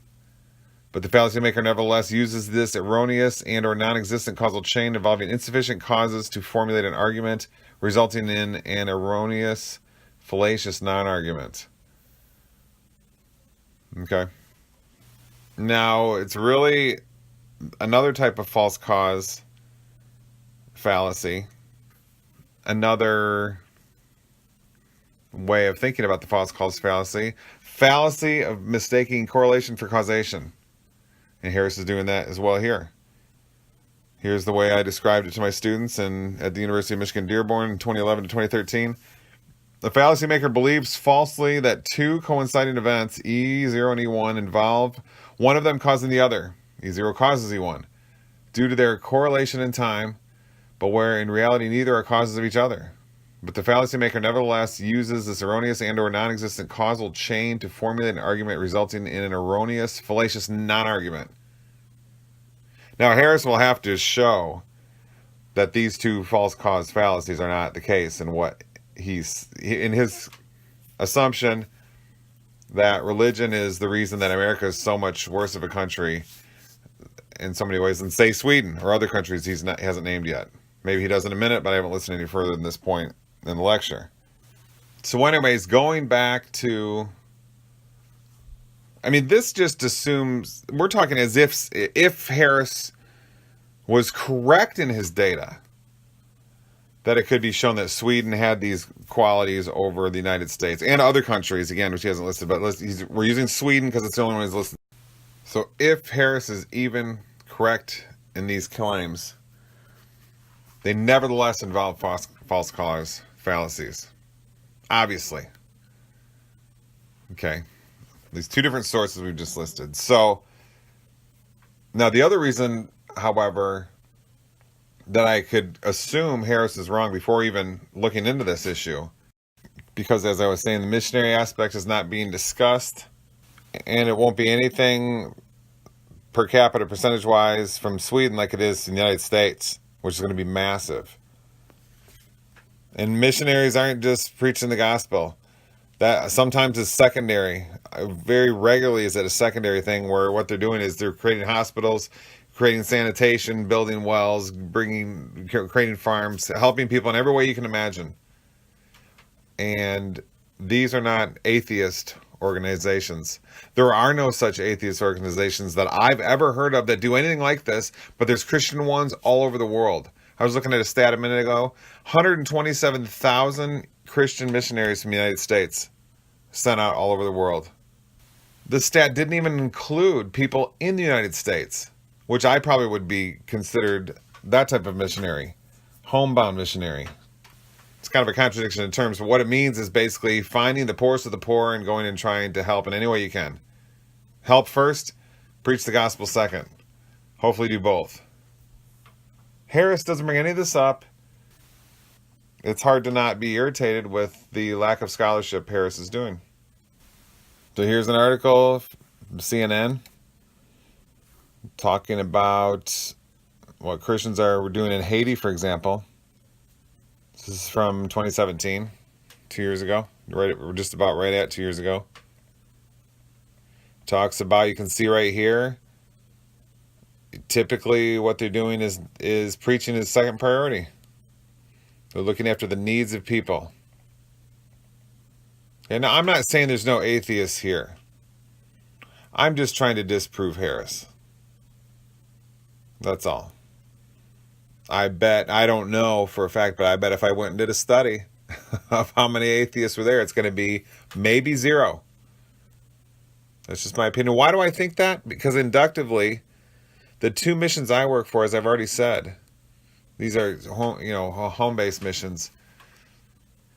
In my city, not only there's no atheists involved in them, they're Christian, but there's no correlate atheist organization that's working in the same streets, the same area. The jail that I do ministry in, there's no atheist organization that comes through. Harris is simply proven wrong here. Again, look at this article from CNN. Here's a look at the 5 things Christian missionaries are really doing in Haiti. Building homes, 1. 2, providing clean water and sanitation. 3, taking care of the sick. 4, building friendships. 5, trying to figure it out. I guess, did Harris forget to mention these kinds of things going on? He's literally reporting the opposite of the truth. In Christianity, it's held that those who don't speak as a prophet of Christ, in other words, someone who God is speaking through, speak the opposite of the truth. Psalm 116:11, among other verses. That's being verified right here. Harris is the large spokesperson for his movement in the United States, speaking untruth. We're verifying. Everything we're talking about here is verifiable. There's no opinion going on here. Everything we can point to something. His definition of faith is wrong. We point to the Bible. Okay, now he may say, well, that's wrong. We're just saying in terms of what the Bible says, which is what he's critiquing, his definition of faith is wrong. So that's what we're doing. We're verifying things. He verifies nothing. But he has the large audience. Typically, the large audience is associated with the lowest level of research. The biggest deception, Luke 6:26. So now with all that, let's directly address what Harris has said. Let me play it again here, and then we'll address it. And they're more generous, both within their own population and in the developing world on a per capita basis. Sweden, which opposed the war in Iraq, has nevertheless admitted more Iraqi refugees into its borders than any country, and many more than the U.S. has. Okay, so I just did some basic research to see if Harris is correct here. Let's see what I found. I just barely did any research. The first hit I got on the internet when I looked is an article that claims that the United States is the second most generous country. Here's the first paragraph of the article. When it comes to charitable giving, the U.S. comes in second place. Myanmar is the most generous country in the world, according to the UK-based CAF America, an international nonprofit organization that's part of the World Giving Index and promotes effective giving and philanthropy worldwide. Okay, this is from MarketWatch, but this article's all over the place. Continuing, among more than 145 countries surveyed, Myanmar came in first place with an overall score of 66%, meaning 66% of people say they have helped a stranger, volunteered their time, given money to a charity in the past year, while the U.S. came in second place with a score of 61%. The two shared first place last year. Myanmar saw an increase in the number of people who say they donated money in 2014 versus the previous year. Okay, it's not up to date because this is just the first hit. I'm not going to do a lot of research on this because I'm not interested in they do anything other than showing that Harris is incorrect.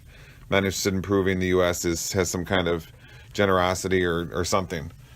And I'm also going to show in a minute that this whole study doesn't even make any sense. Harris's whole overall claims are just have no meaning, because this is too big of a concept with no defined terms to have any meaning. Okay, we'd have to figure out what we're talking about, exactly what do we mean by generosity, blah, blah, blah. Because the data reliable, and so forth. So, now look at this article. U.S. among most depressed countries in the world. China leads in various categories tracked by World Health Organization. This is U.S. News World Report. And they have a map, a chart here of it. Okay, we can compare Sweden and the United States. It's talking about psychologists per 100,000 people. Okay, we're going to see Sweden has more psychologists, and this is going to be, by this article, indicated as possible, meaning there's more depression, more psychological problems, and so forth. Again, don't take this too seriously. We're not using this as some hard scientific finding, because I'm going to show you something in a minute that's going to confuse things even more. Again, with just really one point to show that Harris's comments were put forth as fact and convincing and as some kind of data, but have no meaning. Okay, because if you just look into the issue a teeny bit, you find out that, whoa, there's a way bigger issue here. What's he talking about? We don't even know exactly what we're talking about. So anyway, we can look at this map here in the U.S. News and World Report. And let's go, just bring over Sweden. You can see Sweden here and the U.S. here. Just bring them over. Bring Sweden into where the United States is. And you can see that the color of Sweden is darker.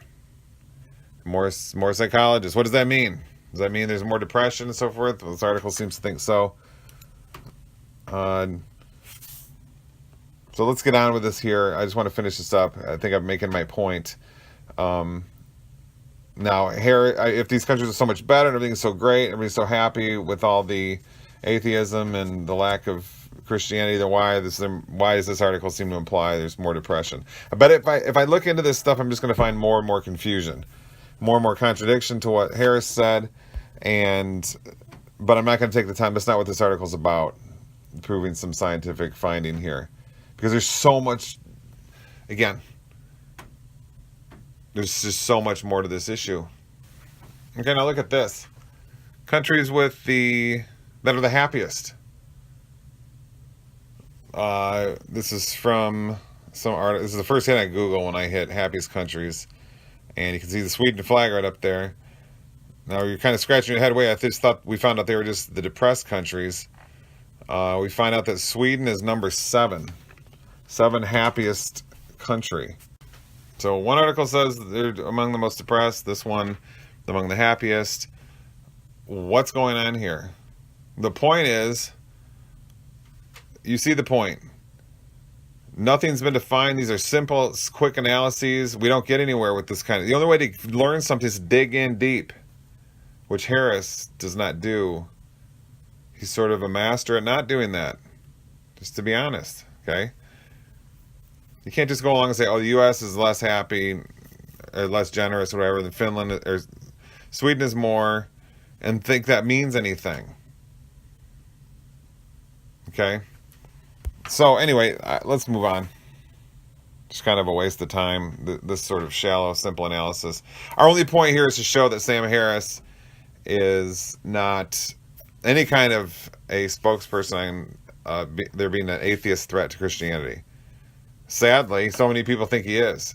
But the point of all we're trying to do is show he's not, and that's accomplished here. These are big points. Harris just... I bet nobody has a clue of any of this in his audience. Just all a bunch of non-information. He's actually parading around here in ethical terms. I mean, the whole borders thing, I think it's safe to say, and I bet Harris would agree, the average American has no clue about what's really going on with these people. Who are these people that are coming across the borders? I don't even know. I've watched some documentaries on Amazon Prime and so forth about everything that happens to, I think one was called The Bridge Too Far, something, I can't remember. Bridge something, anyway, sorry, I forgot. But it was about everything that happens up to the point of getting to the borders in the United States. Who these people are, their parents, they've run out of money, and they wander on foot from Guatemala, for example, up to the Texas border, getting raped, robbed, sleeping in jungles, riding on top of trains. It's unbelievable. There's the documentary I saw. You're just watching this horrific journey of these parents who've left their children with grandparents in their poor cities to just try to get some money, or the hope of getting some money by working in the United States. And they're traveling on this horrific journey, and then they show this moment where they finally get to this train. You're like, why do they care about being on this train? Because they get to ride on we find out later, because they get to ride on the roof and go faster rather than walking. But they get to this, and these fellows pray, and they say, Jesus, we thank you for this moment, that we can be here, right here with you in this moment. I'm thinking, whoa, the meaning and the power of that prayer, the atheist will never know. The atheist will be thinking, oh, how can they're so poor and so miserable and so deluded, and their lives are so horrible. As if these people chose this, born in dirt poor country, victim of tyrannical governments. But that's what the atheists will think. They'll have no idea that there could be an explosion of joy amid that circumstance by the person who is surrendered and owned by Christ at every moment. I just think Harris is bringing up a really complicated issue about borders. There's so much more to this issue, and he's just skimming over it. Like, these other countries that are atheists are so much more generous because they have borders that are different than the United States. I just respond right back to him and say the average person in the United States has no clue of anything of the dynamics of this borders issue. They have little snippets they hear on Fox News, and they have no clue of all the money and power and government issues and resources and history and everything. So many things involved in getting to this point of these borders. Then they hear a little snippet about don't let the illegals, the aliens, into the country because the country's gonna be ruined. Meanwhile, they've been flowing across the border, supposedly, I've never seen it, but that's what I'm told, for decades. And America, to my knowledge, crime's going down in a lot of places. That's not on Fox News, is it? And Harris is probably not going to bring this up. Well, this is from years ago that Harris is doing this talk when his career was was booming, but earlier on. But I bet that'll never show up on Fox News, how people have been flowing across the borders, all these supposedly horrible people, right? And all these people are flowing across the border, and the crime's supposed to destroy our country, and yet here we are. Things are pretty good in the United States compared to if you're interested in the economic status of the country, and crime is going down. And they're more generous, both within their own population and in the developing world on a per capita basis. Sweden, which opposed the war in Iraq, has nevertheless admitted more Iraqi refugees into its borders than any country, and many more than the U.S. has.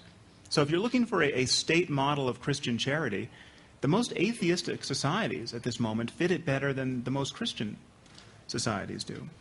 Sort of in disbelief he just said that, because everything we just saw shows that's not true. I kind of would be well known that that's not true. I'm not sure how he can do this. But anyway, what he just said is the opposite of the truth. He watch. I haven't seen any further past this moment in the talk, but I bet he won't clarify this with any data, which we just did. What about this notion that we get our morality out of Scripture? Well, clearly we don't get our most basic moral impulses out of Scripture, because these can be seen emerging very early. I mean, toddlers 18 months old will spontaneously try to comfort somebody who looks upset. And a person clearly doesn't learn that cruelty is wrong by reading the Bible or the Quran, because if you don't already know that going in, you're just going to be confronted with endless celebrations of cruelty in these texts. I mean, these books are bursting with celebrations of cruelty, both human and divine.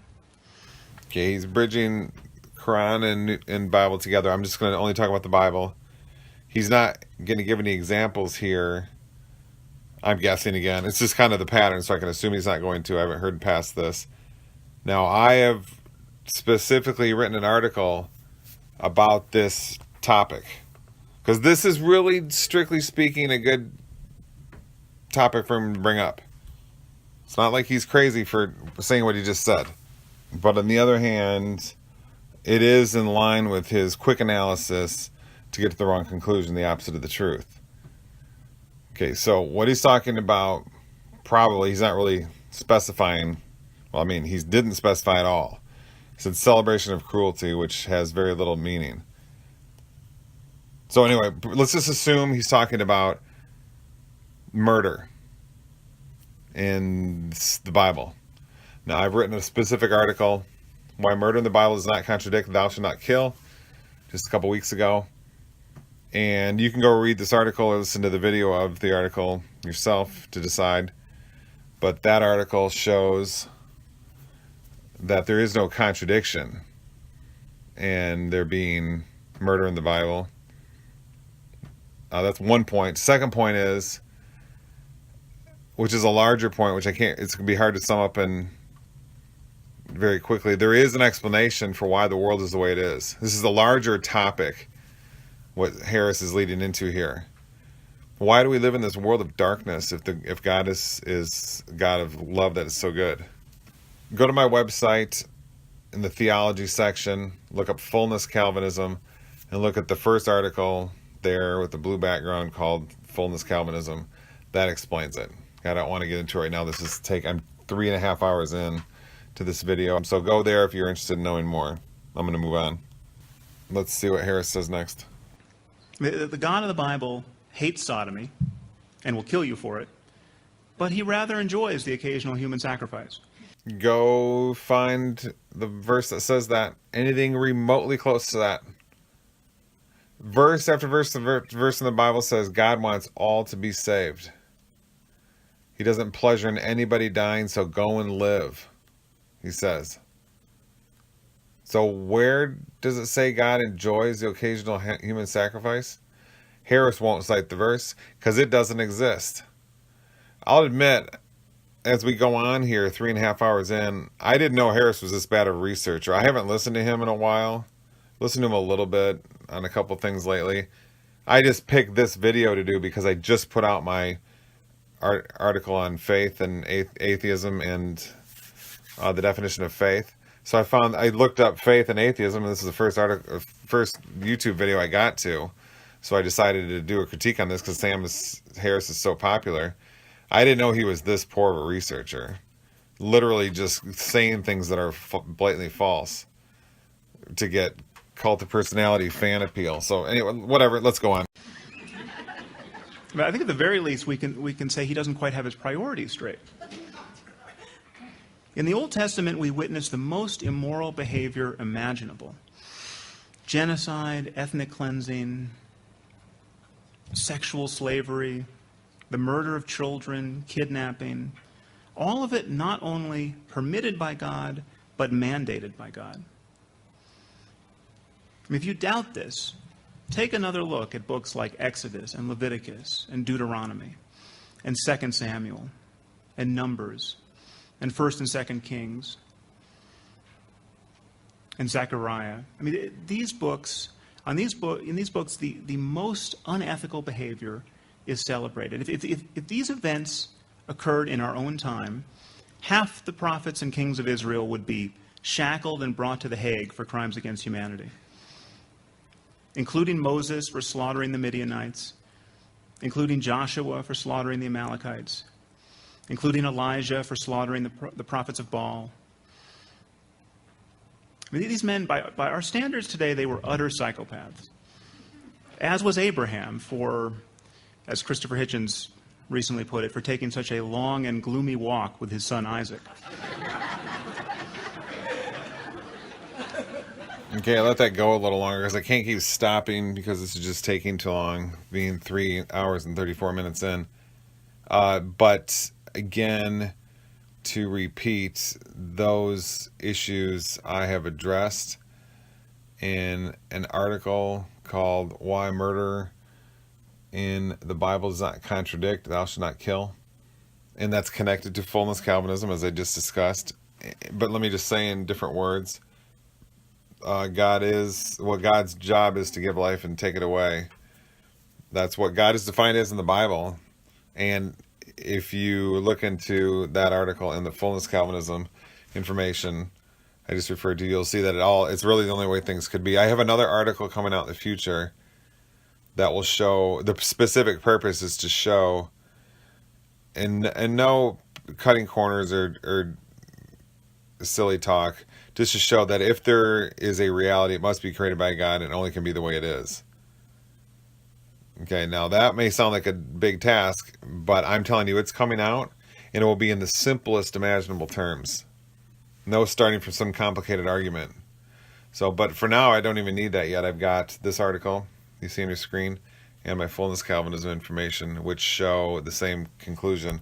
If there's a reality created by a creator, it has to be the way it is, that we see it as.